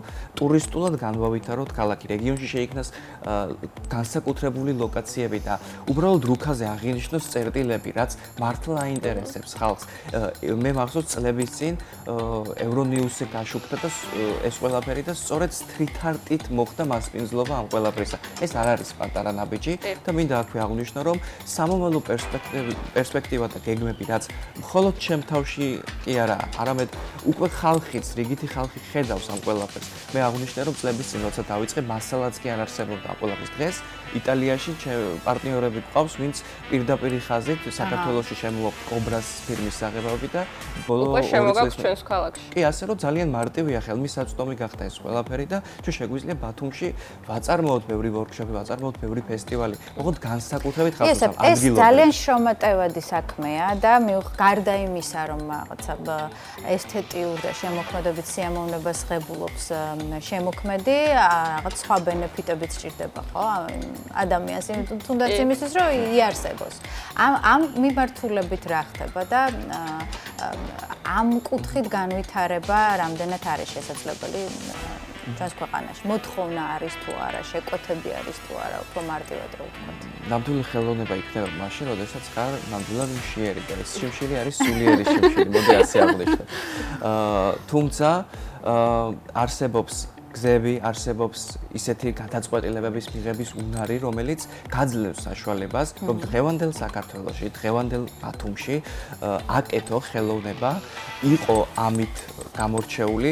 მე მაგალითად ვარ მომხრე და ვარ იმ კატეგორიის ხელოვანი, რომელიც ფიქრობს და ცდილობს, რომ არ უწევდეს ცხოვრებაში სხვა ისეთი განსაკუთრებულად განსხვავებული საქმეების კეთება, რაც საარსებოდ მნიშვნელოვანია. და ძალიან გამართლებაა და ნამდვილად ღვიძლყალობაა ის, რომ შენ აკეთებდე გულიდან ამოსულ რაღაცას ქმნიდე ისე რომ არავის ჩარჩოში არ ეკებოდე და ეს იყიდებოდეს როგორც ხელოვნება. ეს არის მართლაც ეს არის ფუფუნება ნამდვილად და ინტუიციურ დონეზე გამართლებაც არის სადღაც რა. იმიტომ რომ ბევრი ხელოვნების მიმართულება არსებობს, სადაც შენ უნდა მოერგო ამ ბაზარს. ქუჩის კედლების გარდა ვიცი რომ უკვე დაიწყე ხატვა ინტერიერშიც. ამ შემთხვევაში აი ქუჩაში თითქოს არ გაქვს შეზღუდვა თავისუფლება, აი 4 კედელში ხატვა ამ შემთხვევაში როგორია? რა პარალელს გაავლებდი ქუჩაში ხატვასა და ინტერიერში ხატვას შორის? მე მინდა გავაგრძელო ზუსტად ის წინა სიტყვა რაც ვთქვით და ამით აღვნიშნო რომ გარე ფესტივალები, გარე პროექტები, რაც შესამჩნევია ყველასთვის, ეს აუცილებლად მოკეთებოდეს კიდევ იმ დამატებითი მიზეზით, რომ უბრალოდ როდესაც ნებისმიერი კერძო ბიზნესი ნახავს ამ კედელს, ხო, მას უნდება ასეთი რაღაც შეიტანოს თავის ბიზნესში, შიგნით, ინტერიერში. ამ დროს საერთოდ არ არის საჭირო, რომ იოსებ ჯორბენაძეს დაურეკოს ამ ადამიანმა. იცით რომ რამდენი დამწყები თუ სხვა მხატვარი ერთვება ამ პროცესში. ეს არის ერთგვარი ქსელი და სქემა. მაგრამ მე მაგალითად ახლა როდესაც მჭირდება ეს ყველაფერი, პირველი ვინც მახსენდება არის იოსებ ჯორბენაძე და ლუკა პატარქალაშვილი, რომელიც ხშირ შემთხვევაში თბილისში, ანუ ჩვენ ასე ვყავს გიორგი ანანიძე ძალიან გიორგი ანანიძეც, კი, რა თქმა უნდა, გიორგი გამომჩნდა. ჩვენ შეკავშირებულები ვართ. როგორ გიპოვოს ადამიანმა და ძალიან მოკლედ უნდა დავასრულოთ. კი ბატონო, ჩვენი პოვნა ძალიან ადვილია, განსაკუთრებით თუ ქუჩაში სეირდომა გვიყვარს, ჩვენ ყველა კედელზე ვართ, ყველა მიმოწერაში ვჩანვართ, ყველა კედლის ხაზში ვჩანვართ. დანარჩენი კი ძალიან მარტივია ჩემი. ეს street art აკადემიაც რაღაცა ამ თქვენს ერთობას ხო არ გულისხმობს? ეს არის ის ერთობა, რომელიც ჩემი აზრით ჯერ არ დამდგარა, იმიტომ რომ ეს არის ბათუმის street art აკადემიური სახე, რომლის სახელითაც აუცილებლად ჩემი პირველი პერსონალური გამოფენა გაკეთდება ამ რეგიონში. მოკლედ ძალიან დიდი მადლობა. ბევრი წარმატება შენ. ბევრი კედელი მინდა რომ ნახო მოხატული, იმიტომ რომ გუშინ რაღაც ერთ-ერთ ქუჩაზე მანქანით მივსეირნებდი და ეს უზარმაზარ კედელზე ეს ფერადი რაღაც ისეთი კაი ენერგია მოიტანა, რომ ძალიან უხდება ქალაქს ეს ხელოვნების ეს მიმართულება და მინდა რომ უფრო მეტად განვითარდეს წარმატებები შენ, წარმატებები ყველა იმ ხელოვანს, რომელიც ამ საქმეთაა დაკავებული და გემშვიდობებით ჩვენი სურვილებით. დროებით, მადლობა ძვირფას. მადლობა. ჩვენი სტუმარი იყო იოსებ ჯორბენაძე, ბათუმში ყველასთვის ცნობილი ახალგაზრდა ქუჩის მხატვარი. ჩვენი საეთერო დრო ამასობაში ამოიწურა, ასე რომ დღეისათვის სულ ეს იყო, ჩვენ ხვალამდე გემშვიდობებით. ნახვამდის, მადლობა რომ გვიყურეთ.